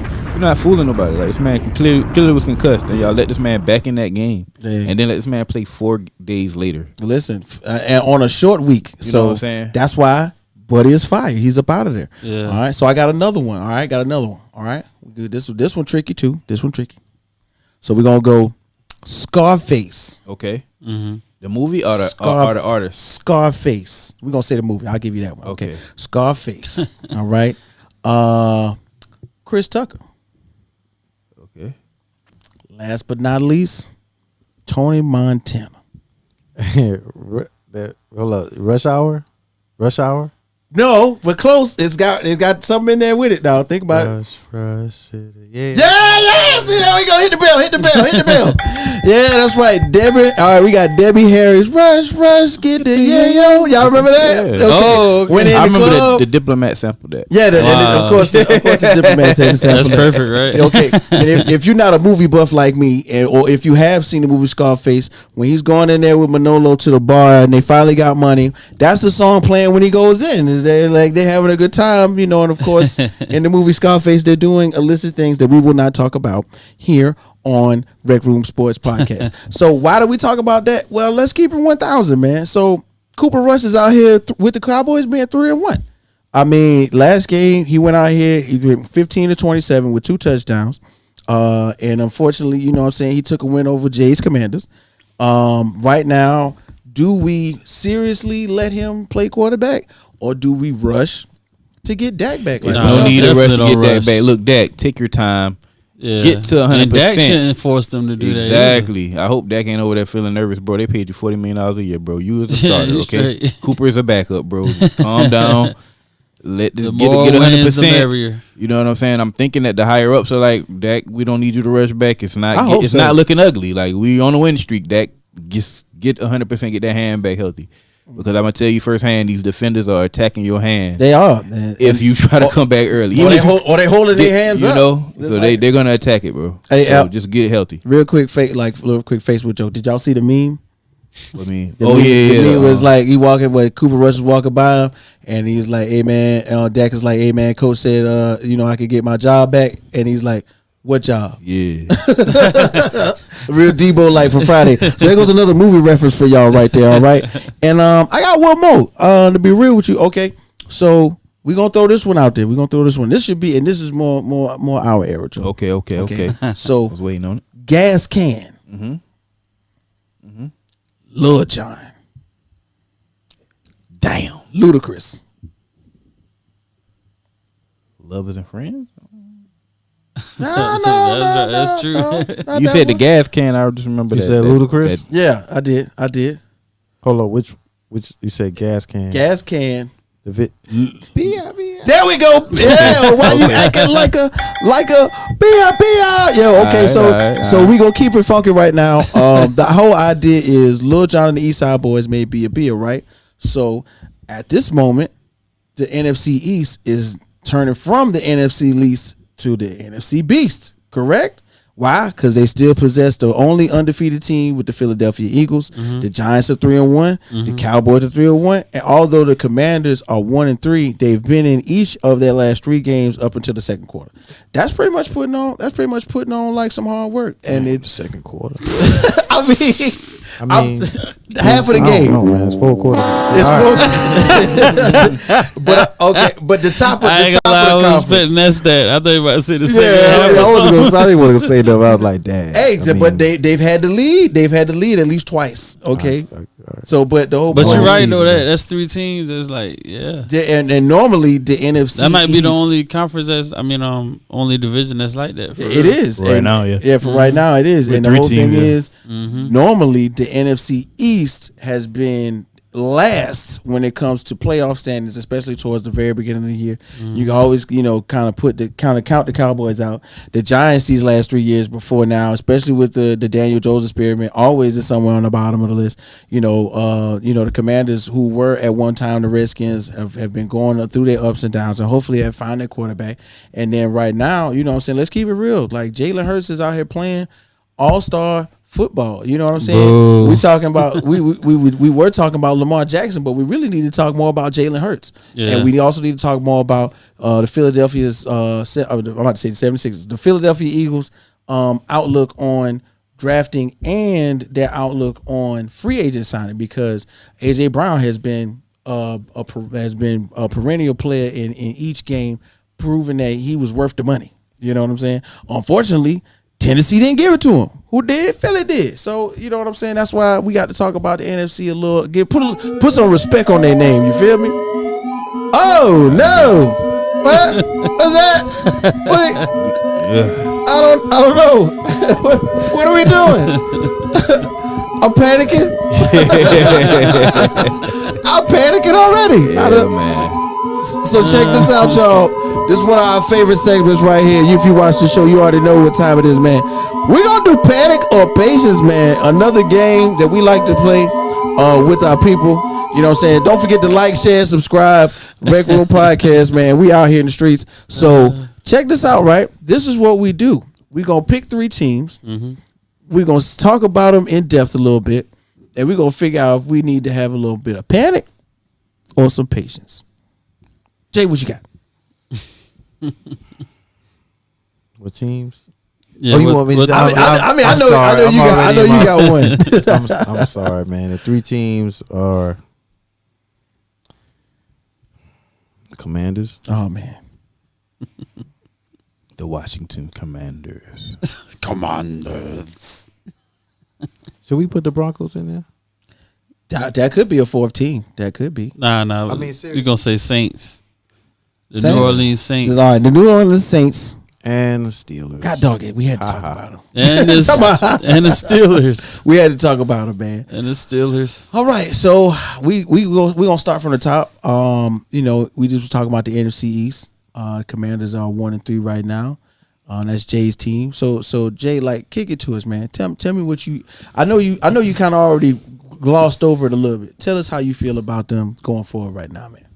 Only defense for Carson Wentz, I would say, is maybe Brian Robinson is a better blocking back than McKissick or Gibson. McKissick is not really meant to be out there to be blocking anyway, because he's actually best catching out the backfield. Right. So in his defense, that might be an issue. They're missing that a little bit. Yeah. Because it looks like in the trenches, like with him, it gets in that pocket. He doesn't have that guy to come up there and lay a block on a linebacker. Saquon's pretty good at pass blocking. I'm trying to think of a pass blocking running. Leonard Fournette. Fournette for sure. James Conner. Yeah, the bigger running back. Right. Yeah, that just go. Bulkier running. Yeah, that just get up in there, and lay that oomph down whenever at the last second when needed. I think that might. He fits that stature. He's one of the bigger running backs. We'll see. As far as the receiving core, I'm kind of. I would feel it's better than advertised. A little better than advertised. As far as the rookie, they cut them checks too. Yeah, and I think we have a lot more talent than we're showing right now. I think it's going to open up once. We'll see when Robinson gets out. As far as the defense, we missing. Our guy Young on the end. Right. When is he? I thought he'd be back by now. At least about 7 weeks, like 6 or 7, right? Yeah, it was 6 or 7 weeks before the season started. So when he had the setback, we'll just see. I think actually I'm going more so on the patience, because y'all don't have your whole team yet. I'm not panicking. It's just I'm going with patience, but it's I would say it's Carson Wentz's the job to lose, just like Mariota, but not the same. I can't say Mariota doesn't keep him in the game. I can't say Carson Wentz. It was Sam Howell still on the mend. Right. There's nobody quite behind his back. He doesn't quite have to look over his back. Right. I think when Sam Howell puts in practice, get some practice in, get some reps, and he starts messing up, then he can start looking back and, put a little pressure might have a little issue. But the defense, it could be a little better. We have a lot of young dudes, and we got these guys coming from the USFL and all that stuff. So, Shout out. I want to see the defense gel as the season goes along. It's a young season, man. They're missing their captain. I think when their captain come, y'all can be all right. Yeah. Be all right. Y'all get young on that line. It's a whole nother deal. I'm gonna say patience, man. Patience, Like a little bit of patience. yeah, a little bit of patience. And a second team, right? I think we should all talk about the Saints. I pretty much think we all got, bits and pieces of it. I'm tripping because I was one of the main advocates for this is the Jameis Winston comeback year.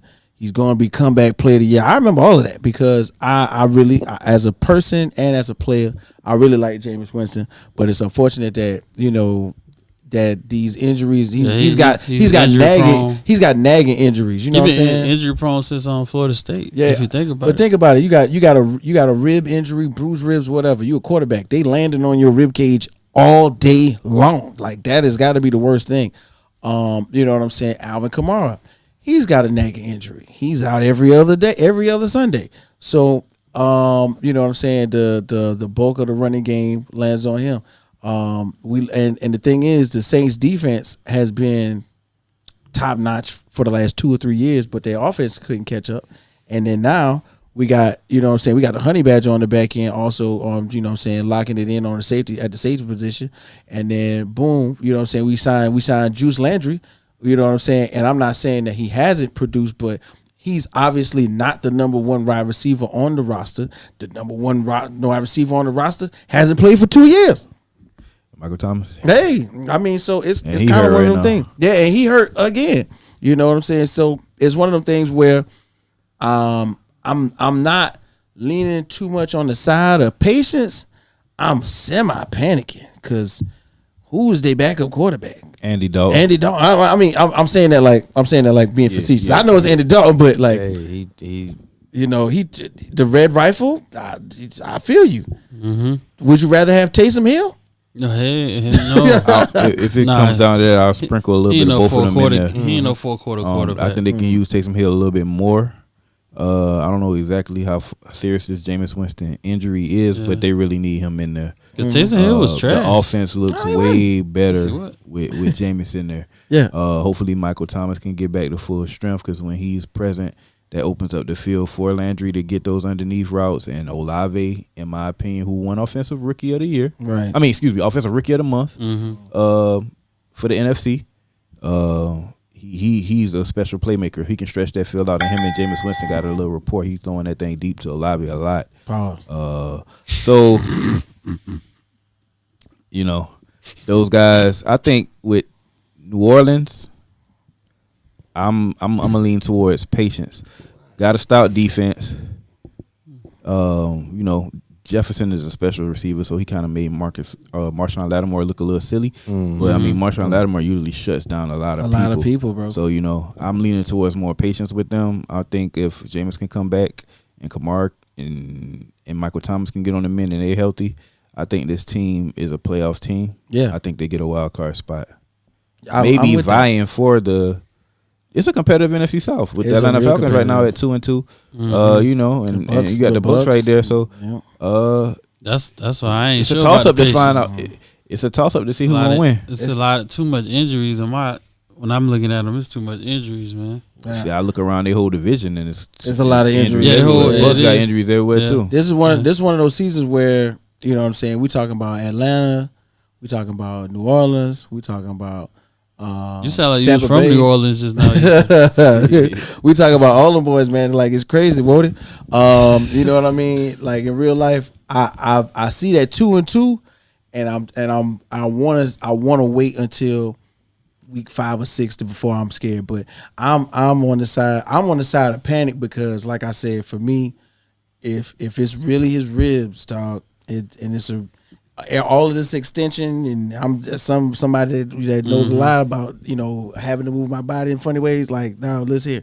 if you got to throw the ball and you getting hit and you can't do any of this stuff with your torso, like it's hard, man. So I'm almost on the side of panic, but I'm wishing Jameis Winston a speedy recovery, man. I'm hoping he gets back soon. Jay, what you want? You want panic or patience when it comes to the Saints? I'm gonna say patience as well, because I'm thinking really these injuries are really mounting up, and they're a little bit more serious than we thought they were, and they led them to be, at least serious. With Kamara out, I don't think it keeps them honest. I don't think it makes the defense honest when they're trying to defend them. So the Taysom Hill effect isn't working as well. He, some of the plays are working, but like throughout the game, seems like Andy Dalton can only get you like 3/4 of football. Yeah. And then the fourth quarter is like, y'all on your own. We seen that already. I don't know if I could throw this. I don't know if I could get it off. I don't know nothing. It seems like every third quarter with Andy Dalton. After the third quarter, should I say? But it's give or take. I don't know. I'm gonna still say patience, because give them a chance. Getting healthy. I would say like week 7, week 8, maybe they would come around a little bit. Or depending when Winston comes back. Yeah, depending on when Winston comes back. I like that answer. We got 2 panics and 2 patience, 50-50. Okay. And so then we got this last team from the man across from me. Listen, man. Of course, the last team is the Pittsburgh Steelers. We're gonna keep it real. I'm gonna just go ahead and jump out there, and I'm gonna say it's patience, because right now, we're gonna go ahead and say one of the main Achilles heels at the moment for the Steelers has to be their offensive continuity. 2 things are going on for sure. One thing's for certain. The offensive play calling is trash. Okay, I don't listen, and I watch a lot of sports talk shows. Yeah, right. It's a dumpster fire. It seems as though whoever's calling the plays don't realize that these are the quarterbacks you got. You got this running back. You got this quarterback. Call the play to make this quarterback hand the ball off and go that. Like, they don't do none of that. Like, and. Honestly, I think the offensive line, the offensive line can't do too much good play calling if the O-line can't block with no longer than 2 seconds. Let me say this though. You have a point, Joe. You're correct, but I think about it like how the Las Vegas Raiders kind of switch it up a little bit. These offensive linemen may not be able to hold the block, but they damn sure can get off the ball and push a man over. But you gotta get that going. You get into that rhythm of calling the play. Like, all right, look, we're gonna run, and I've heard several times from offensive linemen, I'd rather run the ball or be called a run play than have to block 2, 3, 4, 5 seconds. So in my opinion, it's the play calling. But then at the same time, I'm also expressing patience, because I want to see Kenny Pickett win. And when I say win, I mean he don't got to go win 6, 7 games. Yeah. Tomlin has been, over 500 since he's been in the league as a head coach. It ain't happening this year. But if it has to be, I think that's why he made the move though. Yeah, he ain't trying to mess that record up. I mean, but if it has to be this year, then at least it's the year that we recognize who's going to be our future. So I'm with it. I want him to win. You know what I'm saying? Just like Joe mentioned earlier, like the Pickens reception rapport is really happening. Chase Claypool gotta wake up. It was several big plays, 2 big plays for sure. That was not Kenny Pickett's fault. Where if Chase Claypool was in the right position to be who he is, a big body, 50-50 ball catching wide receiver, that they wouldn't have had one of those interceptions go down. At least one. And he's got to wake up and make sure that he's in a better place or a better position to do what he needs to do to catch the ball. You know what I'm saying? Najee Harris is a big time running back. Big time running back. I want to see him used more. You know what I'm saying? Just like we were referring to Vegas. You know what I'm saying? Josh Jacobs. When Josh Jacobs had 142 yards after he touched the rock for 20 times, it make everybody feel good.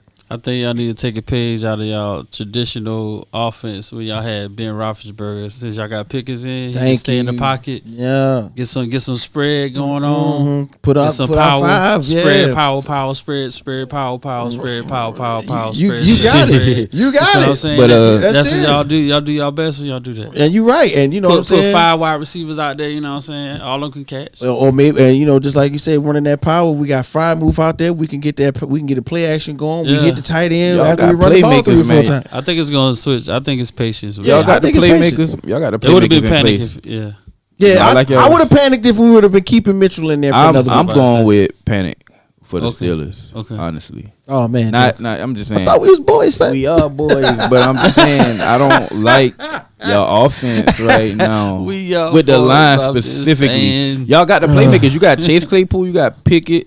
You got Pickens and you got Deontay Johnson as receivers. I like that receiving core. Then you got Freiermuth as a tight end. That's great. Then you got Najee Harris as a running back. Every That's a solid skill offense. position is there, but the O line is holding them back. The play calling for some reason holding them back. Minka Fitzpatrick can only do but so much he on that only can do defense so by much. itself. TJ Watt, I'm waiting for him to come back. Maybe Oh, if he come back, yeah, about TJ to get Watt. the defense Yeah, motivated. Patience. Because when TJ Watt was there, the defense looked really good. Defense Right, do so, matter. Hopefully he can come back in maybe 3 or 4 weeks. And let's I'm just looking at y'all division, Cincinnati. let's keep it real. You know who Baltimore. we gonna point the finger at? Who? Matt Canada. Okay, that's You don't what like Matt Canada? No, I don't. We can You point don't the like that finger. guy. Yeah, point the finger at Matt Canada. Joe, you make a lot of sense, man. That play calling, I don't like it. Yeah. Matt Canada, it's your fault right now. But honestly, I think it was messed up because they tried to work with Mitchell Trubisky. I think from the jump he should have just been benched, he tried to make that offense like run through the way he plays, and they shouldn't have did that, and it showed. So like now I think it's gonna switch. I'm hoping it's gonna switch too. Jay, what you thinking? Panic, patience? Which one? I'm gonna say panic Wow, because it be your own boys, man. one, y'all see that shirt, Rock? Yeah, let's rep. Hey, this Friday is going down. Protect the brand. The thing with Tomlin makes it a bit complicated. Yes, Pickett is named the starter. Mm-hmm. Let's hope everything goes right. Right. Mm-hmm. I don't want to see him backtrack for any reason or have to even explain why isn't he backtracking. Other than that, not Tannehill, I'm already because it remind me of each other right now. Tannehill. With Pickett, the thing about it is, if he bombs, right? Mm-hmm. Well, he can't do any worse than he can't do any worse than I like that one. Basically, with all the weapons, when you got Claypool, you got Pickens, you got Deontay still like looking like not even a number one, or anything close to it because of who's throwing the ball. That speaks volumes. So hopefully Pickett can get it going, right. and there won't have to be any damage control for any reason. And as far as TJ Watt, right, this plays a Watt, part. That's why I say patience. That plays a part because that's the heart of their team. Like It's just Watt. like the heart of y'all team is Chase Young. Like I feel like, and then what happened with us, even with us, you know what I'm saying? When the defense played good, they put the offense in good positions, and when the defense plays bad, they put the other offense in good positions. Right. That's why them scores be going up like that. So when they get their defenses back, they be all right. Well, as far as getting the defense back, you got Watt shoulder. How long is this gonna linger? How bad is this gonna be? He's a Watt, as you see. Exactly. Well, I mean JJ is different. But TJ gonna be all right, bro. Okay, we'll see. TJ gonna be all right. Injured the same thing his brother injures, But let me spin the block. Oh, go ahead. No, go ahead. Let me spin the block real quick on them Commanders, man. I'm panicking on them. Sorry, I'm panicking on them. Oh man, and I'm panicking because of the talent in the division. Gotta hit the Stephen A. Oh yeah. Here's why. Yeah. Got a 4-0 team. You got 2 3-1 teams. They're 1-3. They lost 2 division games already. Carson Wentz started off strong, but he kind of regressed. Now I love their receiving core.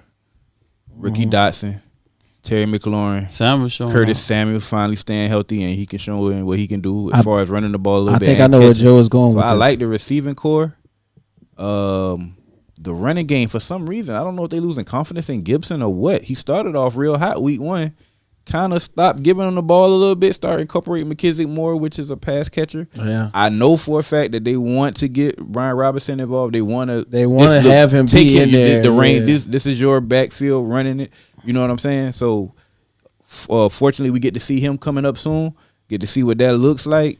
Carson Wentz has to step up, though, man. He has the pieces around him. He's really not missing nothing. You got Logan Thomas at tight end. You got the receivers right there that's fast. They burners. They can catch the ball. They've already made plays. I think Dotson got like 3 touchdowns on the season already. It's a real comparison to like when I watched the highlights. I really can think of like almost like Tyreek Hill and Jalen Waddle, like that speed on both sides with the X and Y receivers. You know what I'm saying? So I feel you on they got the they I thought you was gonna say you want CJ Stroud for Washington's quarterback like next year. I'd rather see him get plugged in the Detroit system, honestly. Oh, okay. But I mean, either way he go, I mean, if he go there, he got the weapons right there too. Yeah. But back to with Washington, the defense got to step up. Hopefully Chase Young can come in and help that out.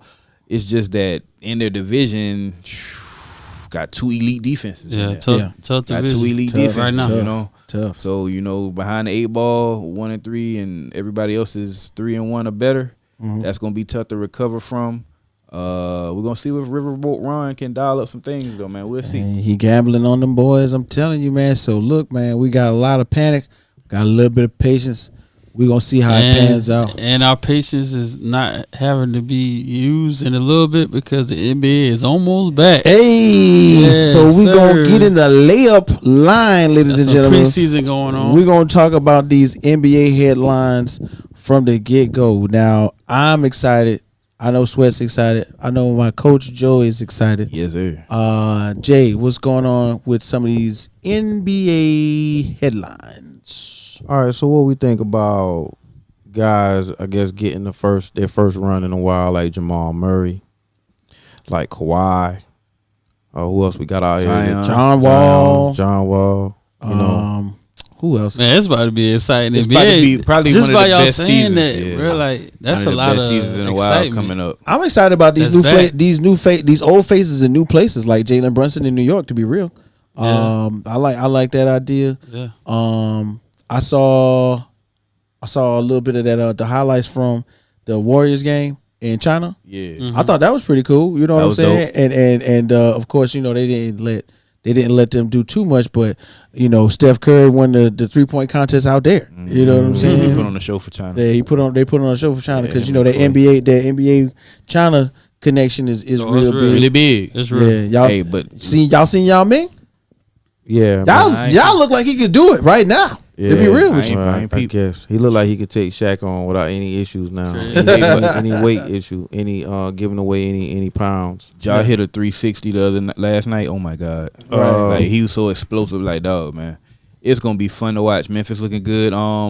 Check it out. Y'all seen Phoenix Suns lose to that to the pro-am, to that pro team. Yeah, right. They went crazy on them, man. They look. The Phoenix organization as a whole is going through some things right now. What now? Real quick, as far as Jay was mentioning, teams coming back. I'm really excited about seeing Denver. I'm gonna keep that real.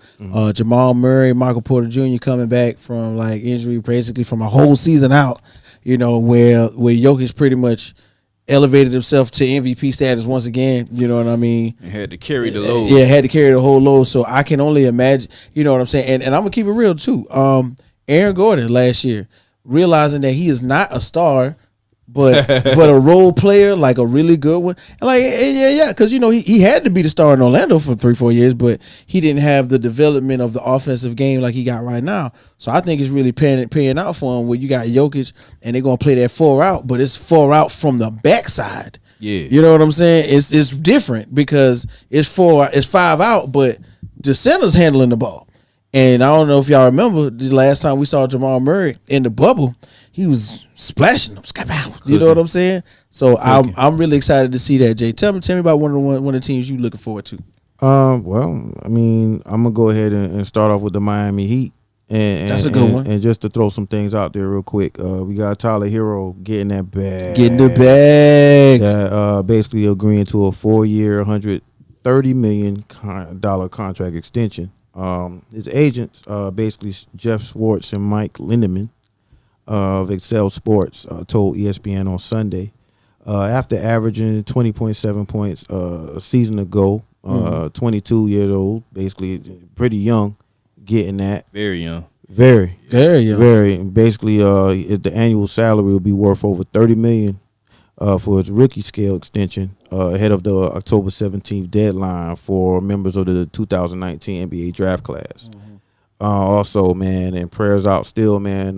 Minnesota Timberwolves star Karl Anthony Towns, who was hospitalized last week with a throat infection. Wow. That caused him basically have trouble breathing and forced him to be on bed rest for days. What kind of he having lost a lot of fun with Chloe, eh? I'm about to say, what kind of Not man? Chloe with Jordan Woods. What kind of man? Throat infection. Basically.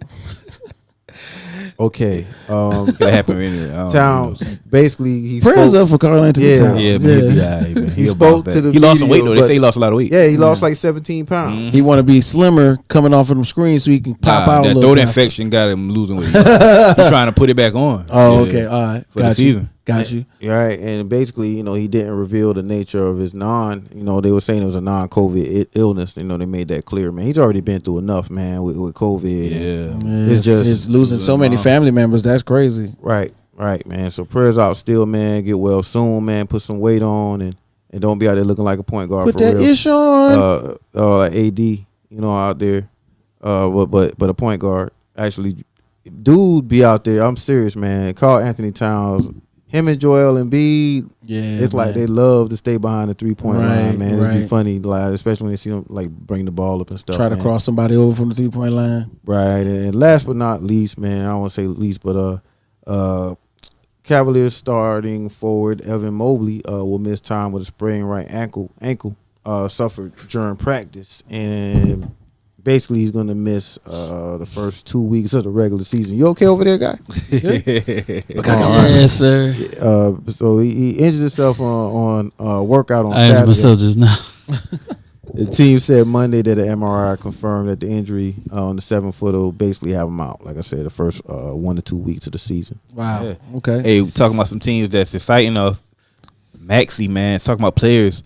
Hey, Showing Maxey for the out Philadelphia already. 76ers looking like he taking that next step. Yeah. He dropped a 20-piece on them boys last night, and it's refreshing to see Ben Simmons back playing basketball. Yeah. Yes. Yeah. Let's He keep had a that couple real. of high school. He had a couple of highlight plays last night. Had a no look pass. Had a nice dunk. Yes. So it's good to see Ben back in his bag. I back on the court. said that was a UFO, an unidentified flying object, because we ain't seen him off the ground. We ain't seen him off the ground in years almost. Yeah, Shout out to the Sixers too, man. They looking good, man. Yeah, And Embiid didn't even play. and beat that hard and ain't played. Maxey Yeah, kind of no. carried the show. Oh and- yeah, that is Yeah, right. them boys, Harden, man. Hey, too. so them practicing in Charleston help y'all out, eh? You know what I'm saying? Them boy out there practicing, Boy, boy. Chuck, Them boy in the practicing. gym, boy. Them boy putting up them shot, boy. All Let's right, talk but about them old school Lakers, man. hey, Why we look. I'm jumping to the Lakers. We look like old school players right now. Boy, I man. think Bron and we was 0 for 7 last. Bron was 0 for 7 or something them like boys that. had a little real old school. Russ was the game. only player that shot over 50% last night. Let's give it up What- for Russ. One thing I noticed, I think Ham is doing this. He's letting Russ be aggressive because like every play he drove to the hole. Like, We got a new saying. Matter of fact, the Stars came up with it. You get it, go. ooh, Which like, meaning AD, LeBron, Russ. If you got the ball, you get it, go. You get Stop your bucket. playing. Yeah. You know what I'm saying? So they got new sayings Wow. like trying to Oh. basically say like we ain't. that's what Okay, was going I'm on. it's Don't LeBron hesitate. on your team, but don't have to always Don't find it. You know what I'm hesitate. saying? You don't Yeah. always got to go through the You ball. don't got to go throw the ball to AD all You the got time. the ball. I'm sure. Go get your bucket. You know what I'm saying? I'm sure somebody thought of that in the past and it didn't work. But I feel like that's what happened when Dwight Howard came. hey, We gonna see. We gonna see. We gonna see.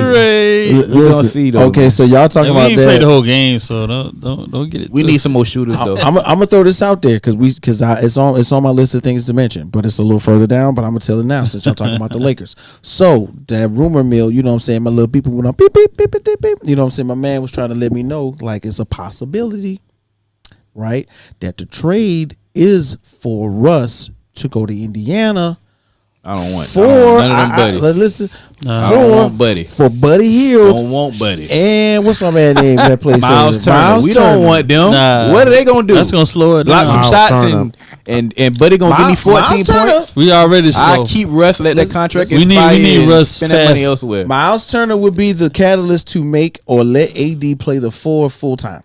we got that buddy. We got buddy Bryant, Thomas Bryant. I like he decent. He can do something with us. Yeah, they'll probably package him in the deal too. Yeah. But I mean, I'm gonna keep it real. Like I don't like that. I like Russ. I like Russ on the Lakers. We got to give them 2 first-round picks for that too. I'm not giving them no 2 first-round picks in like 2027. We'll keep Russ, bro.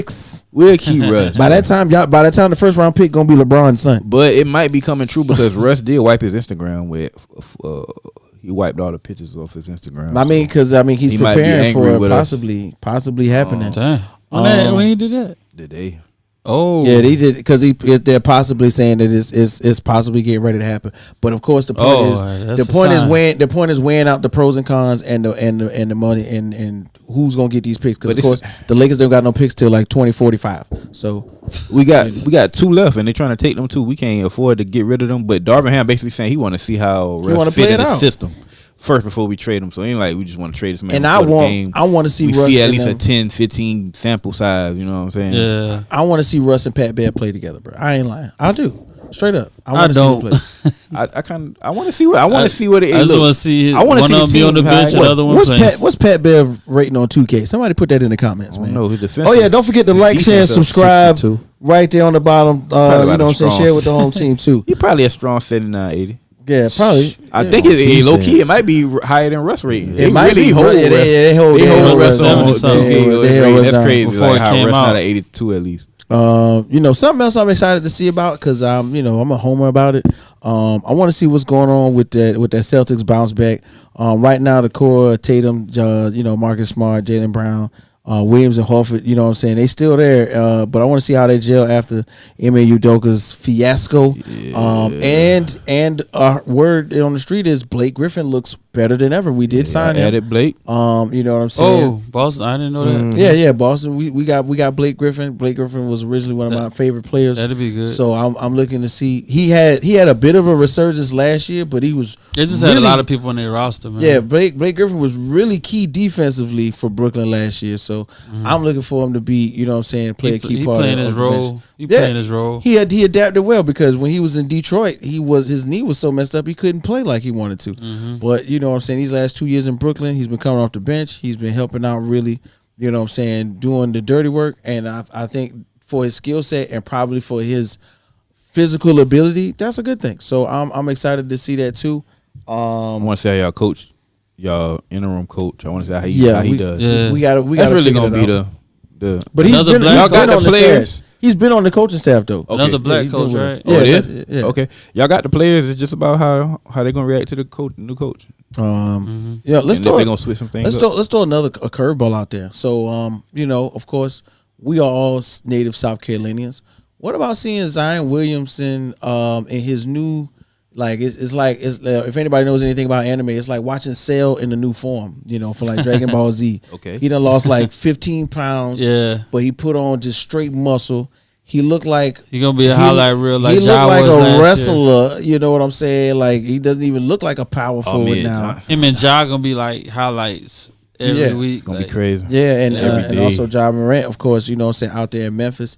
You know what I'm saying? And Jay, man. And Jay, I seen some really dope highlights from your people out there in Portland, man. Real talk, man. I'm seeing the young talent that not only that y'all drafted, but that y'all got in free agency. And of course, this is just preseason. But they look really, like the continuity is there. So how you feel about Portland, man? I love them. I can't wait to watch. I didn't watch because I was coming off of that trip. And we gotta talk about that. I watched the replay, but I'm looking forward to, like I said, the young nucleus. Just like you said, I'm looking forward to seeing what Sharp can bring to the table. Right. Shaden Sharp, our rookie, who didn't even play in college, but he was on Kentucky for basically practicing for a season. We'll see. His high school highlights look great. Yeah, he looked great in practice, boy. I like the addition of Grant. I think it was kind of 2 years too late. I think during the Olympics, that was the time to get him. He was a hot commodity. I think he would have helped our team a lot back then. Still can. He got a crazy block on the ESPN's Instagram though. Crazy block. We got head up by the square type block too. Yeah. We need athletes. We need athletes that can put the ball in the hoop. That's the main thing. Not just an athlete that's a project. We need athletes that can actually go on the move, on the go. Right. So we'll see. So we excited about the NBA season. It's only a few short days away, and I can't wait. Just like we mentioned earlier in the show, one day. I thought it was 2. No, I was about to say one thing. No, one thing after you done. Oh yeah. So of course we, you know what I'm saying, just like we mentioned earlier, this is like the best time of the year because there's so many things going on at one time. We got baseball, we got basketball, we got football, we got college football. Jay, what you want to throw in there too, bro? Investment group. That's basically looking at the sale, basically analyzing the sale, the prospective dollar amount, and everything that's included when you look at the.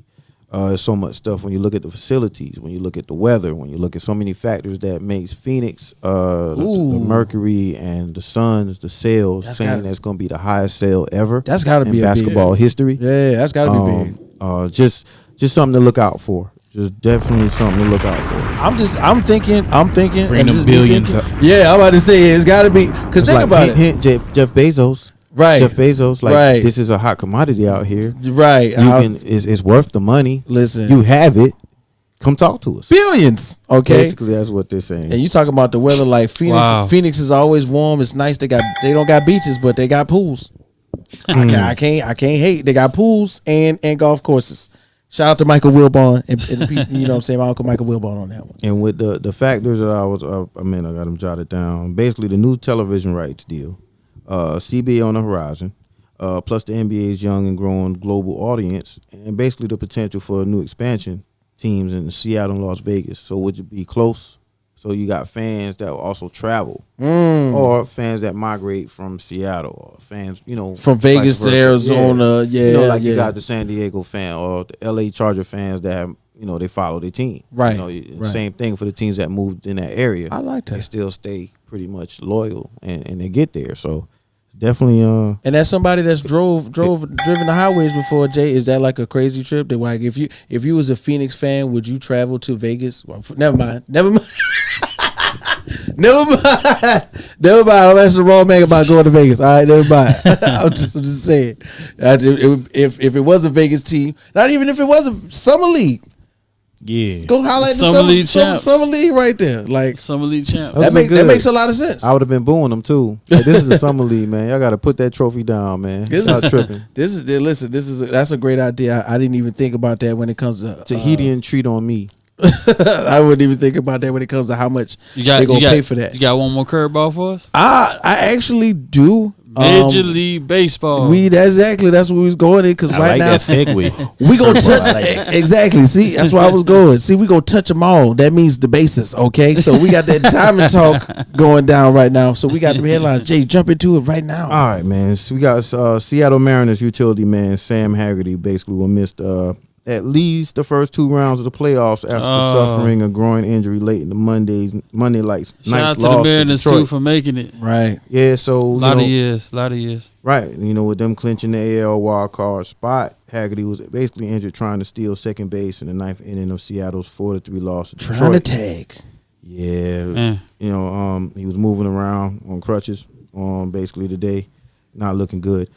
Steven Strasburg's status for 2023 is up in the air after a series of multiple injuries that limited him to 1 start this season. You got another Tommy John? This time it was carpal tunnel surgery. Shoot, man, listen. Come on, man. We're not about to break down all these injuries. Right, yeah. Man. Anything with his arm. I'm seeing 4 different injuries, man. 34 years old. Wow, where did the time go? I remember he was the young ace that they drafted. Right. And they got a ring. Right. They got a ring with him. 1. Everybody can't be Clayton Kershaw, man. Next subject. Go Braves. Tony La Russa, man. Good riddance. Get out of there. He's stepping down. Out of Chicago. Man, you need to, bro, the good old boy system is gone, man. Get out of Chicago. Yeah, he's, and it's for health issues. They saying they're gonna keep him in the front office. It was They're gonna keep him around. You got to keep. They're gonna keep the professor. Yeah, they're gonna. They just not. That's his partner. They just not trying to be the owner was mad about firing him the first time. Like what, 5-6 years ago? Dude to be 78. Hey man, dude turned 78 today. Look at Pete Carroll. But go ahead, man. Kick. What else we got? But it's a heart issue. Causing him to step down. Take an indefinite leave of absence, or basically spend time away from the team. That's a lot of pressure being a manager, man. Yeah, White Sox manager position up for grab. Like I say, man, wish him well. But it's pretty much all I got for baseball. Hey, man. So we gonna touch on a couple things, man. This season for baseball has been like a huge one because, of course, you know what I'm saying, we got so many records that are being shattered and broken. Just early today, off camera, the guys was discussing. Coach Joey mentioned it. He said every time we do a show, we got to watch worry about Aaron Judge hitting a home run, and he did it earlier today. Aaron Judge right there, 62 home runs. Shout out to my dog T-Sweat hooking up the show for you right now, just in case you didn't see it. Look at this young man jumping off the side. Y'all saw buddy jump off the whole thing? That's what I was just about to say. He was trying to get in his base trailer. Trying to get his ball. Is he all right? He was about 500. This young man was trying to get into his bag. I thought I was tripping, bro. I was like, did nobody see this dude jumping fall? over the side, too. That ball worth... ball might be worth the M. Oh, yeah, he was jumping for the M. That ball is going to be worth the M in about 2 or 3 years. Wait, man, I'll hold on to that joint. 2 or 3 days. I'll lie to everybody. I'll lie. I would have had a bat of my own. Yeah, I ain't gonna lie. Take somebody out as soon as they try to reach. Right, I'm sorry. You know how some people will give it to like the batter, like if Aaron Judge, I think the dude who hit 61 who caught it, the fan, they gave it to Aaron Judge. I wouldn't have did that. Like, I'm sorry, like this is like really. Yeah, you had to give me some money to get it. No. Well, you have to give me what it's worth to get it. I would have got a bag to get it. I've been all right after that. They you know what I'm saying? In baseball, whatever it's worth, you got to get. I'm not just giving it to you. I'm not gonna give you a favor. Like this about to change my life right here. Like you paid, bro, but this about to get me paid. Give me the bag now. We can deal with it. I can go deal ahead, with Jake. it. Go ahead. I don't need the ball. I'd hit a switcheroo on them. Yeah, this is the one I caught. I'll reserve a Sign the helicopter contract. crew. Oh wow. And let them know, like, if I catch this ball, come scoop me up. Yeah, we're gonna end the game because of the airspace. If I catch that ball, I'm getting light. Get me out of here Immediately. I'm getting light. How they say, a popping smoke. Get me out of here right now. Nobody's stopping me from walking out that stadium. Listen, but see, they do cool stuff in baseball. Like, okay, you caught the home run ball. So now I'm gonna give you a ball signed by like all of the players. That's not cool enough. Equivalent to like 500K. That's it's 2 Hall of Famers over here. We're gonna have them sign the ball. I don't care nothing I'll about run nobody. on the field just so security personally could take me to my car. Wow. Or jail. Or But my belongings. You can pay your bond. Like if you gotta go. You steal my ball in jail, man. I'm suing the whole county. Right. I'm catching the ball and I'm trying as covertly as possible to leave. Like, Hey, shout out to I'm just out. Remember the 61st home run? Right. Yeah. It kind of reminded me of the Cubs when he caught the foul ball. I want to say. Oh, you talking about Boston? Yeah. And my man was all upset. Yeah. Shout out to him, man. Yeah, he's that man is infamous out there. Yeah. You know what I'm saying? On top of that, you know what I'm saying, we got to give a big shout out to Albert Pujols, man. You know what I'm saying? This season, he's still hitting them too. More than likely his last right now. Albert Pujols is 4th all time, and that's amazing. He's got 703. And he's got what I think maybe 2 more games to pull another one out the hat. So big shouts out to him. And then we want to talk about like the MVP races. The MVP race in this case. Your boy's still in the range. Listen, man. Listen, man. We gotta talk about Shohei Ohtani, man. Sign that 1 year deal. Hey, we go put the meter on the side. Like how much time you say his name? Also got that money. Yo, yeah, and I was just about to say, listen, 30 M's for 1 year. All right. Avoid arbitration. Let's keep it real. This is why he got 30 M's. He pitched 27 games, 161 innings. He's 15-8. All right. He got a 2.35 ERA, 213 Ks. Right. Then let's switch to offensive. Right. He's batting. His on base percentage is a .358. That means he's technically hitting the ball every third pitch. He definitely should be all MVP. right. He got 34 home runs.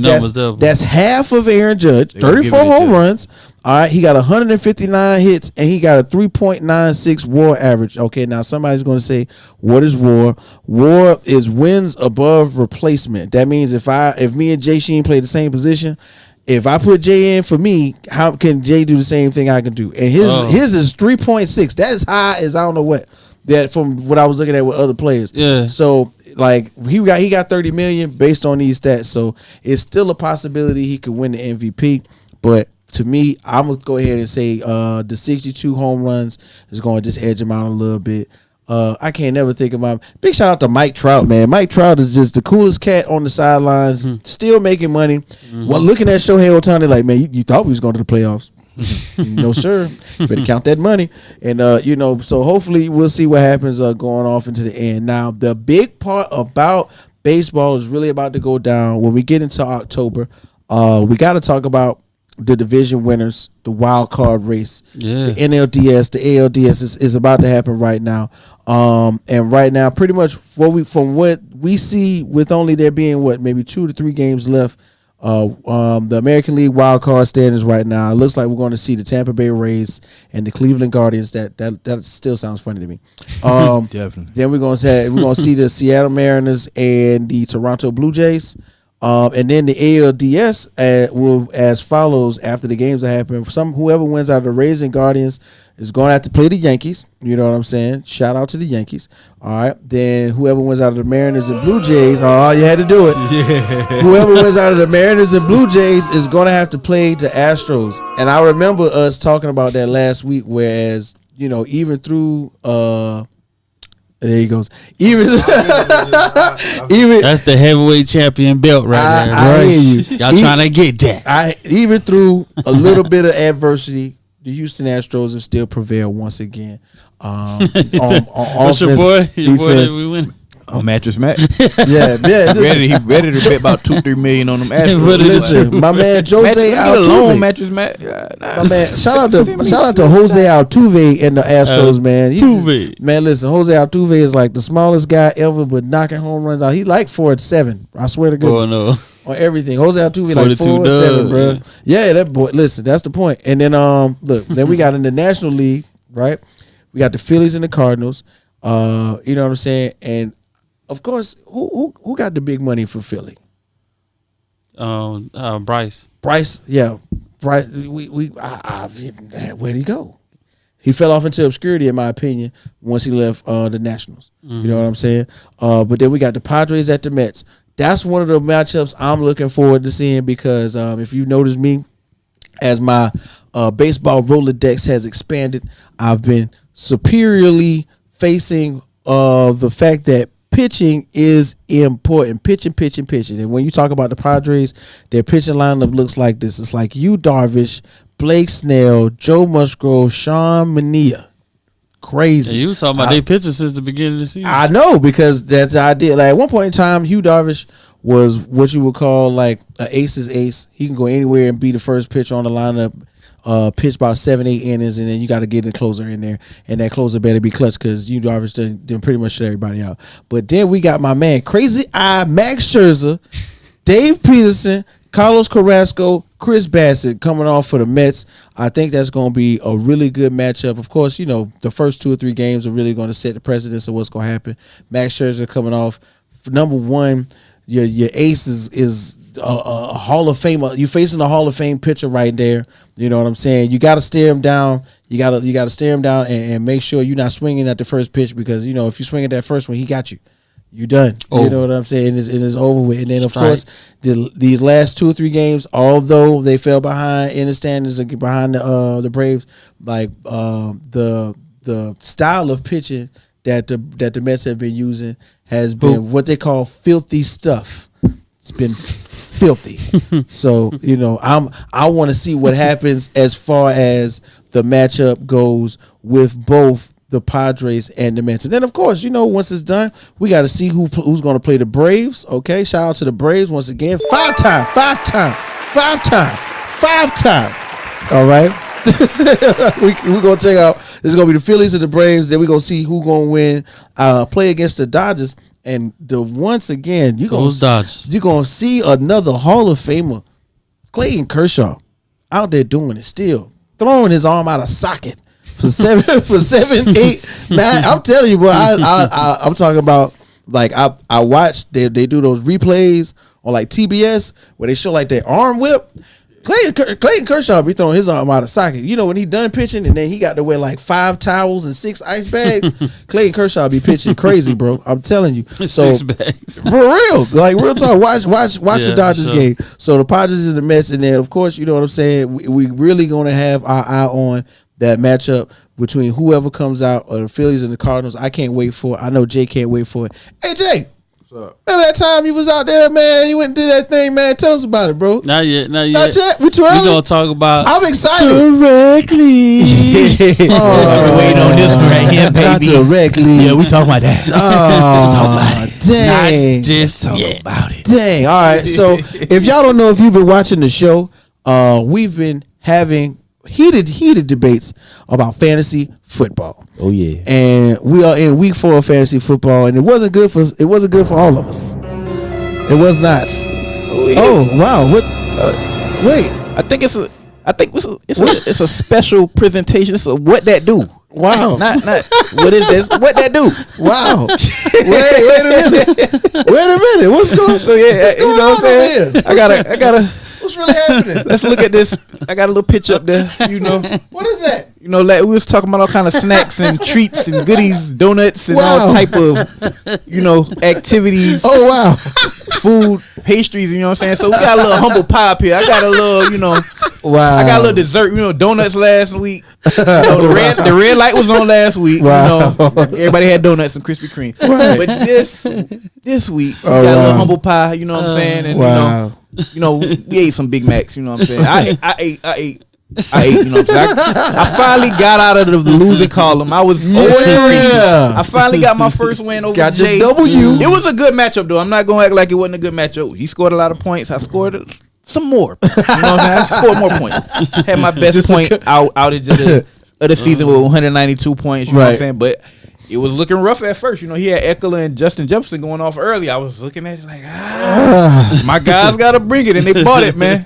You know, so, hey. You know, a little humble pie, you know. Slicing it up. We keep it spicy in the chat. We talk a little trash. Wow. You know what I'm saying? Jay talked some trash, you know. Unfortunately. It's a lot of trash talk I'll be missing out on, and I'll be catching it at the last minute. I'll be like, dang, these boys is grimy, ain't it? God, no. But unfortunately, you know, my team came out on top. I really needed this win, though. I couldn't go on 4. My season basically would have been over going on 4. I'm still number 8 in the rankings. The magic number to me is 6. I got to get in the playoffs to get to that 6th spot. Right. I still got work to do, man. But this is definitely a matchup I didn't want to lose. I really wanted this one. My guys really made it happen. He felt it in his gut. He felt it. He had My to guys get made that happen right there, baby. Man, listen. So that pie was good too, man. Big shouts out to everybody in the rec league. You already know, man. Like, share, subscribe. One more time for Freeport Dining. One more time for Big Body. One Only time pie for Vito. better than humble pie. Whoa. Oh, wait. Don't forget. Wait. What? Wait. Yes, sir. What? Who's that? Talk that trash, but you know B Will gonna talk that yang boy. Wow. What y'all want to do? Oh, What man. y'all want to do? What's happening, Wilson? Freeport thought he was gonna take me out. Wow. Had a little team set up, projected to win sight. Wow. Got Swizzle this week. Wow. About to go ahead and drag him through the goddamn mud. Wow. Joe thought he was gonna do a little something. He probably didn't think he gonna do nothing. He saw his team. He saw my team. He just, if I were you, I would have bowed out Matt Miller. I would have just said, Trevor, skip me the next week if I was you. But Wow. go against me, ain't no thing, Wow. Phil smacked me, but it's all good. I ain't worrying about that. Wow. I had to smack the rest of y'all back since he want to smack me. I had to get one. Bring your A game. You know where I'm at. Holla at your boy.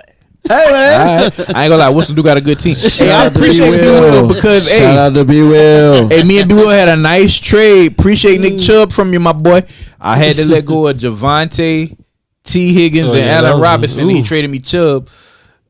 It worked out in my favor because unfortunately Javonte went out with a season-ending injury. Dang. And then T. Higgins got hurt as well, so hopefully he'll be able to bounce back. Right. But I gave up a lot to get the number 1 running back in fantasy. He paid off for me. And we'll see what we can do with this 3-headed monster I got, man. With McCaffrey, Chubb, and Mixon. Wow. Big shout out to B. Will out here, B. man. Will, man. Don't be sending me no crazy trade like that, man. No more, man. Somebody sent me a trade, too. I ain't even. Come Must on, have asked man. for Justin Jefferson or something. Oh, yeah, like he Ooh, got, Lord. look what he got already. He got some players, though. 3 dominant wide receivers. He wanted like a 4th. Let me get another one. No, man. Come better than. Let me get Dak. Listen, Let me get Dak. I got that. I said, let me get Dak. We can do it. Let me get Justin. wow. Let me get Debo. Wow. Look, I'm about to say. Yeah, I'm about to say that's like saying to acquire Dak, you got to give something up. You know, if I'm good at running back, I need a receiver. Anybody want a running back? Holla at me. Several running backs. That's like going to the bank with no gun. Shoot, I need. You got Saquon in. I'm about to say. I need a running back. That's my issue. All my running backs. Hey, let's shout out the winners real Hill. quick. Let's shout out the winners. Cheat code, Big Body beat me. 181. Whoa. What's that? Nah. Let's shout out a winner that we. Oh, we're first and foremost. Shout out to the Juice Kareem with his W. First W of the season. You know what I'm saying? It wasn't. We finally got one. Yeah. Shout out to Grayskull. Let's give him a clap, man. You know what I'm saying? Who he knocked though? This is first year, so who he knocked though? He actually knocked off Sam. Sam. Literally. He knocked the most. So yeah, we definitely got a 112.94 over 95.86 for Kareem. That's a dub. Just talking about the run him up. You know, high point shouted, man. 192. I see that score. 192. Almost hit that 2 double. And RPGs had 163.52. We got Dipset winning. That's Vito 132.72. Damn, straight out of and he Tomlin. beat straight out of Tomlin, which is your boy YaBoyKWhit. Damn it! And he had 86.92. You want to shout out the points? No. Okay. Well, you got SC Inferno. Freeport Donnie, he lost against who y'all heard his from first just loss now. of the year. Yeah, first loss. He been running the table. I seen that Donnie face on this. B Will number one now. Yeah, B Will's number one. With, he had 159.74, and once again, Big Body beat me 181 to 138.52, and we're gonna look at the standings real quick. Like you said. And this is a lead that you can win money from having the best record, having the most points, and winning the championship. Yeah, I'm coming for them. So right now, B was number 1, Freeport is number 2, Big Body's number 3, I'm number 4, Jay's number 5, Sam's number 6. A lot of 2 and 2s. Who gonna lose? I'm winning this week, so who gonna lose and be 2 and 3 with me? I'm trying to climb up them ranks. I gotta win this week, so I gotta string some wins along, bro. I got Big Body. Yeah. Also in this code, league, I'm coming for you. Also in this league, the top 6 teams make it to the playoffs. So we always gonna keep a square on who's in the playoffs. I'm coming as of today. I'm coming for the back end. What's my man name? I'm coming for the back end. Finesse. 2 up. So it's still early. That hustle and flow money. I'm big physically. He dope. He is another thing, we put the total points on. So who got the highest points right now?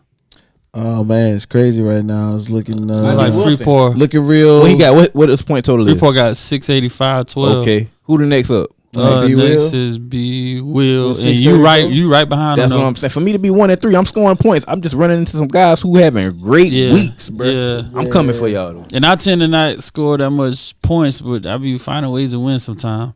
So I need to get my points up for sure. I'm about to just focus on finessing my rosters, man. Hey, I'm about to get 200 on you next week. I'm working on finessing. I'm getting 200 on you next week. I'm finessing. I need another quarterback. You need another quarterback. I'm gonna get 200 without a quarterback. I'm gonna have to get another one. Is the point? Because if Jameis, that's the point. I'm half asleep when they playing in England, so I didn't know he wasn't playing. But I should have paid attention. I should have figured that out. Forgot about that. I should have figured that out. I should have knew. I should have just took him out and got me somebody else. But that's what hurt you. Yeah, pretty much. That's where really got and Kamara and him wasn't playing for me. So 2 players out. So shout out to Vito. You slide on me a little bit. I let you get over on that one, but you know what I'm saying. Still rookie of the year. Is Tyreek Hill available, sir? Nah, man. That's the only one. That's the only one. No. We definitely having a lot of fun, man. You know what I'm saying. And shout out to Jay. You know what I'm saying. What is it? Where's Jay? Where Jay go? Yo. Braves win. He was at the game, if y'all know. Win. Atlanta Braves versus the Mets. They go to the stairs right there. Oh wow. I be so drunk. Yeah. Shots. Braves win. Oh, I'm sorry. I'm sorry, bro. Hey man, I ain't gonna lie, man. You sound like you having a good dang on time out there, boy. Yeah, he pissed on the Mets fans off. See the Mets. He was having a bad day, man. You see, the 5 o'clock shadow. Talk about the 5 o'clock. He, didn't get his name. Mets guy. Mets guy. But man, we had a great time.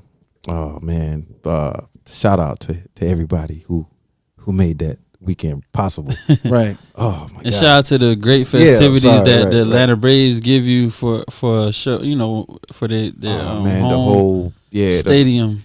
The battery, beautiful. I would try to tell everybody, man, visit the battery. I don't care if you're going to the game or not. Whether if you got a couple bucks to spend or you want to go big and go in the game or however, man, I would say they got close to. I wouldn't try to say I was exaggerating. Say they have like 40 bars. Yeah, it's crazy in the area. It's a strong 40. It's a great living it's community. Beautiful, man. Great restaurant. It's fairly new. Everything is fairly new. You got Wahlburgers. You got Jenny's ice cream. You got all kind of whiskey and I want to say Cam got something out there too, right? Like a cigar bar or something like that. Not exactly there. I don't know if it's at that location. Okay. It's close to College Park. It's close to the football stadium, Mercedes-Benz. That one. Yeah, it's in walking distance of that. But the whole environment, man, the atmosphere is great, man. I would always try to tell everybody, man, go out there. And I saw the first time I've been to Truist Park like 5 times. I always just see people. I either go to the game. This is my first time ever not going in the stadium. I see all these people all the time with the little carry chairs and stuff like that. They go to football games and stuff like that. And I never knew. I was like, where can you sit around here for free?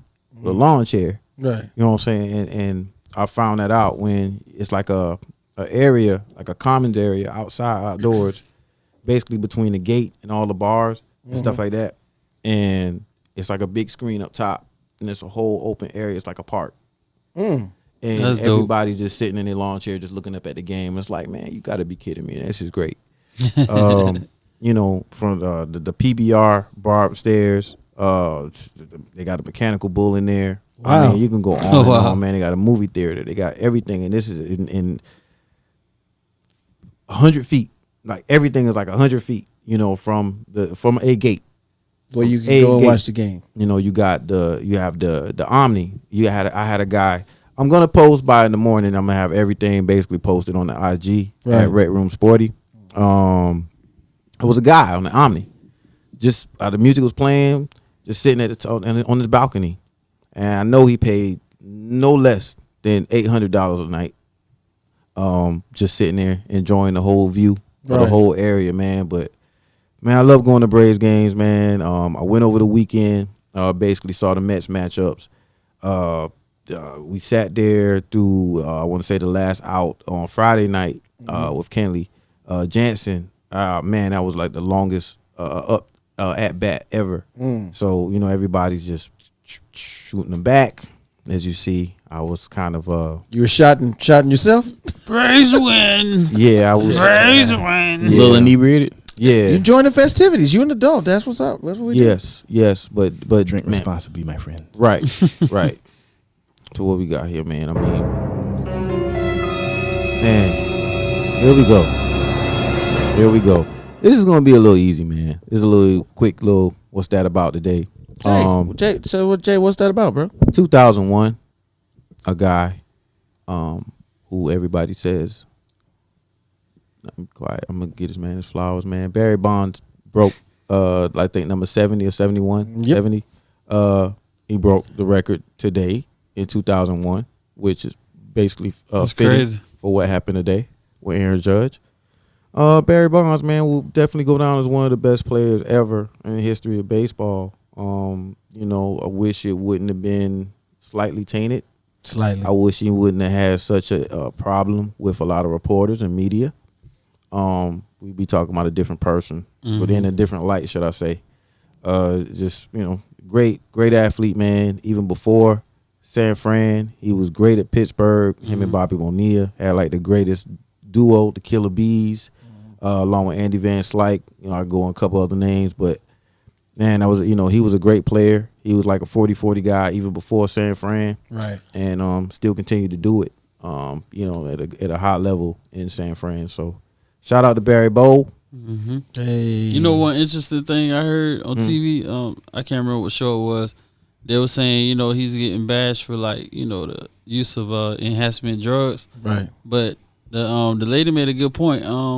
He wasn't the only one. Like, it was a lot of pitchers doing it. Yeah. So he was hitting. Right. He was hitting. If you're unaware of what we're speaking of, because we're all pretty much in the same generation, that era was called the steroid era. Yeah. For a reason.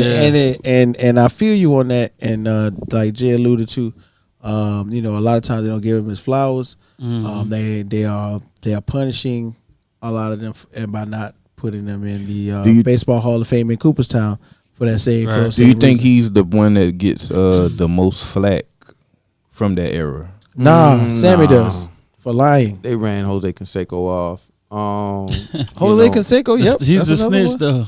Rafael Palmeiro always be known as the guy that did what he did. What's the big red machine?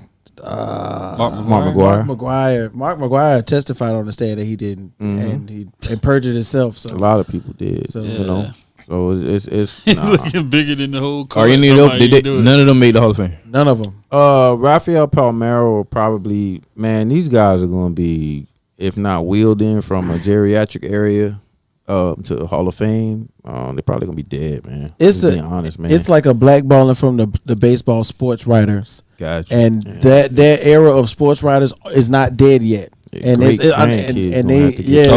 So really, when they pass, in order to vote for Cooperstown, you have to pass that on to another sports writer. They literally have to say, "Here, I'm old. You can do it now." But everybody who's doing the voting, they are in their 70s and 60s, so they don't get just no as strict as the NFL Hall of Fame. Yeah, a little bit more stricter. NBA Hall of Fame ain't too strict. It's easy kind of getting that basketball Hall of Fame, honestly. Yeah, but baseball, they are the era in which we did see the long ball become famous. We did see the strikeouts go down immensely. They are not letting them in, and like Jay mentioned, man. It's unfortunate. Barry Bonds, Sammy Sosa, Rafael Palmeiro, I believe too, is another one. There's so many names that were linked to PEDs. What's the brewer? Christian Yelich. Yeah, Christian Yelich. Christian Yelich just getting popped. That's another one, right? Yeah, but it's a lot. It's a lot of them, man, and it's really gonna stop them from getting immortalized in Cooperstown for years to come. Every year, Barry Bonds' name is in there. They just go, no, get him out of here. So continue on, my brother. Continue on. Celebrity birthdays. Who birthday it is? No birthday. Uh-oh. It's a little zoomed in. I'm gonna let y'all know what the first one is. It's there you go. Hey, Dick Tracy. Wow. Warren Beatty. Yeah, Dick Tracy. Man, you see, he got the Apple Watch on. They thought they was tripping when he was speaking into his watch, bro. Got the Apple Watch on. So we got what's let me not say her name wrong. She on Clueless. Like good old. You remember the show Clueless? The movie Clueless. Yeah. Alicia Silverstone. Yeah. Hey, you mentioned him a minute ago. They're not letting him in for betting. Oh, that's Pete Rose, right? No. That do look like him. It look like Pete Rose. He was close, but he actually just mentioned him. Tony La Russa, who turned 78 today. Okay. Right. We got Lil Mama, which had some interesting moments in her life of being a rapper. Don't run up on stage with Jay-Z. Yeah, I'm about to say, speaking of BET Hip Hop Awards, she did that, right? Yeah, for sure. Yeah, she's definitely a talented woman. And we have Derrick Rose, man. D-Rose, one of the best, man. If only the knee didn't do what it did. They gave the knees that Megan have right now. They should have gave them to D-Rose. Okay, damn right, straight up. Wow, real talk. Two hands up, put them up. Nigga, the stallion, if you're watching, would love to play ball with your knees. Wow.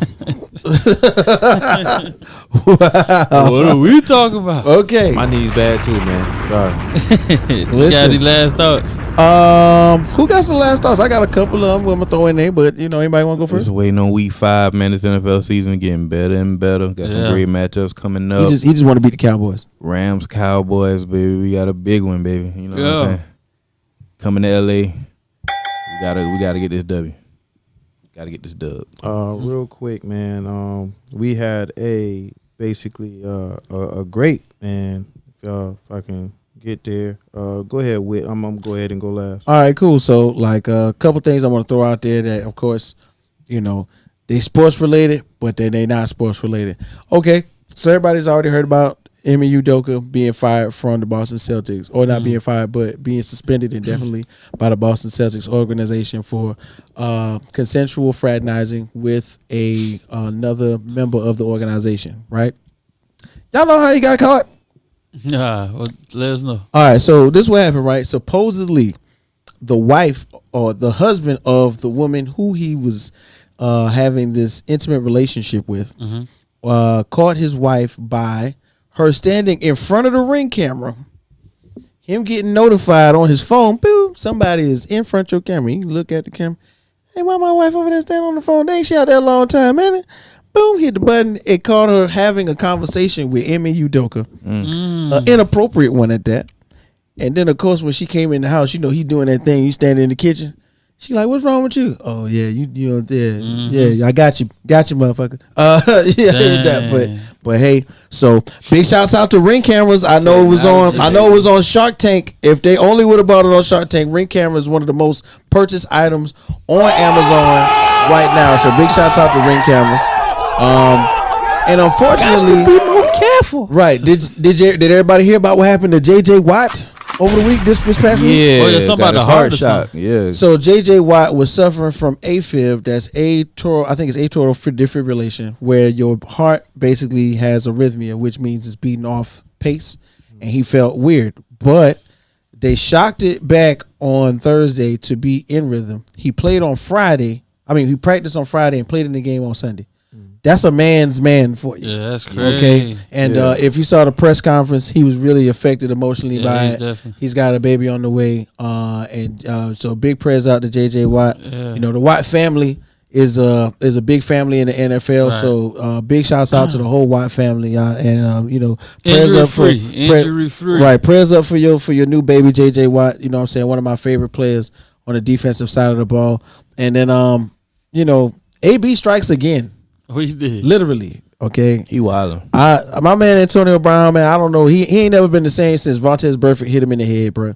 I ain't even gonna lie. And I'm a Steelers fan. Man. Since Vontaze Burfict took him out in that play, I really think whenever we get to, because you can't do it, while they're alive. Whenever something goes on with with AB, they're gonna find out he got like really bad CTE. But so. On the Lowski-Woski, he's out there in a hotel room reportedly, accosting a young Caucasian woman in a pool. AB flashes his rear end out of his pants in the pool. The lady is accosted. She's upset. AB dunks her in the pool. It's all on video now. And his homeboys is like, get her, AB, get him. It's not funny, okay? The lady goes and tells, the pool attendant in this high-class hotel, private pool area or whatever, that is AB. AB flashes his genitalia out of the pool on camera. For real? Yeah, AB flashes his genitalia out of the pool on camera, okay, and is now facing some civil charges basically by revealing himself in a public area. Also, out of nowhere, I'm going to keep it real, man, the GOAT is going through marital problems. Everybody's going through problems sometimes. Old ladies, marriages, wives, whatever. Mm-hmm. Sometimes you hit a bump in the road. AB got nerve to post the one time he hugged Giselle Bundchen on camera, and the caption on his Instagram is, "Put that ish on." What? Yo. What's going on with AB, man? So I just want to tell he don't deserve no press right now. I just want that man to go ahead and get up off of it. Turn that ish off. Hold on, wait. He got one. Wait, we got one more. We got one more. I forgot. Man. We got My bad. Basically former WNBA star, man, Tiffany Jackson. She was a standout University of Texas squad. Basically died from cancer Monday at age of 37. Her alma mater announced. She had a decorated career at Texas. Basically from 2003 to 2007, she played and breaking into the WNBA. She was the number 5 pick in the 2007 draft. After 9 seasons, basically she returned to her alma mater, which is Texas, as an assistant coach. And basically it was a statement given by the school. She had stage 3 breast cancer. Basically was diagnosed in 2015. Basically, rest in peace to her. Rest in peace, prayers to her Jackson, family and everything. Prayers up for her family. Real talk. Definitely. And then, wanted to kind of talk about, and we probably get into that. Dickie V, man, loving everything you bringing, man. It's definitely a plus. Wishing you well. He did his Rolls Royce team. Would you be familiar with that? I don't know. I feel like it's some whack. It's Tar Heels on there or something, the way you talking right now. Wow. Right. Because I don't see anybody from Duke on it. Wow. But, we got Oscar Tishibwe, if I say that correct, from Kentucky. Drew Timmy, I believe Timmy, from Gonzaga. Armando from North Carolina. Beku. How you want to say it? Beku. Marcus Sasser from Houston, and Tracy Jackson Davis from Indiana will be the first team. Second team will be Hunter Dixon from Michigan. Jamie Jocks from UCLA. Caleb Love. Jimmy Jacks. Big Love. Right. Caleb Love. Big shot. Shouty, man. Kendrick Davis from Memphis, and Mike Miles from TCU. Hey, man, shout out to Drew Timmy, man. Shout out to Drew Timmy, man. What's happening, man? I'll ride with you, Drew Timmy. And from the 3rd team all the way down to the 5th team, we got R.J. Davis on the 3rd team. Just to point out, I don't see any Duke players. But yeah, man, that was it. That's all. All right. Well, I think we got it all out this time. Yes, man. So you know what, man? We had a great week. We're gonna be back again. Hey, Sweat, hit the button. Hey, man, Atlanta, I love y'all. Look, I wish I could talk about it. I can't. But I love y'all. I appreciate everything, man. I don't mean to, I just really wanted to just say that. I love everything about you talking to Duke the weekend. Fans? No, the weekend that I had in Atlanta with everybody that I had the weekend with. But you. Yeah. Don't forget, like, share, and subscribe to the channel right here, man. Rec Room Podcast. Nobody cares about Duke, bro. We out here in the streets. Next Tuesday, we'll be back with more love, coach? baby. You find out who your coach is yet? None. Bye. Good night. Good morning. Au revoir. Hey, man. Tar Heel. Braves win. These boys out here crazy. Zion Williamson. Wow. Kyrie Irving. Wow. Jason Tatum. Basketball. Boy, that sounds like half of the NBA. So let's be out on that one. None of them are.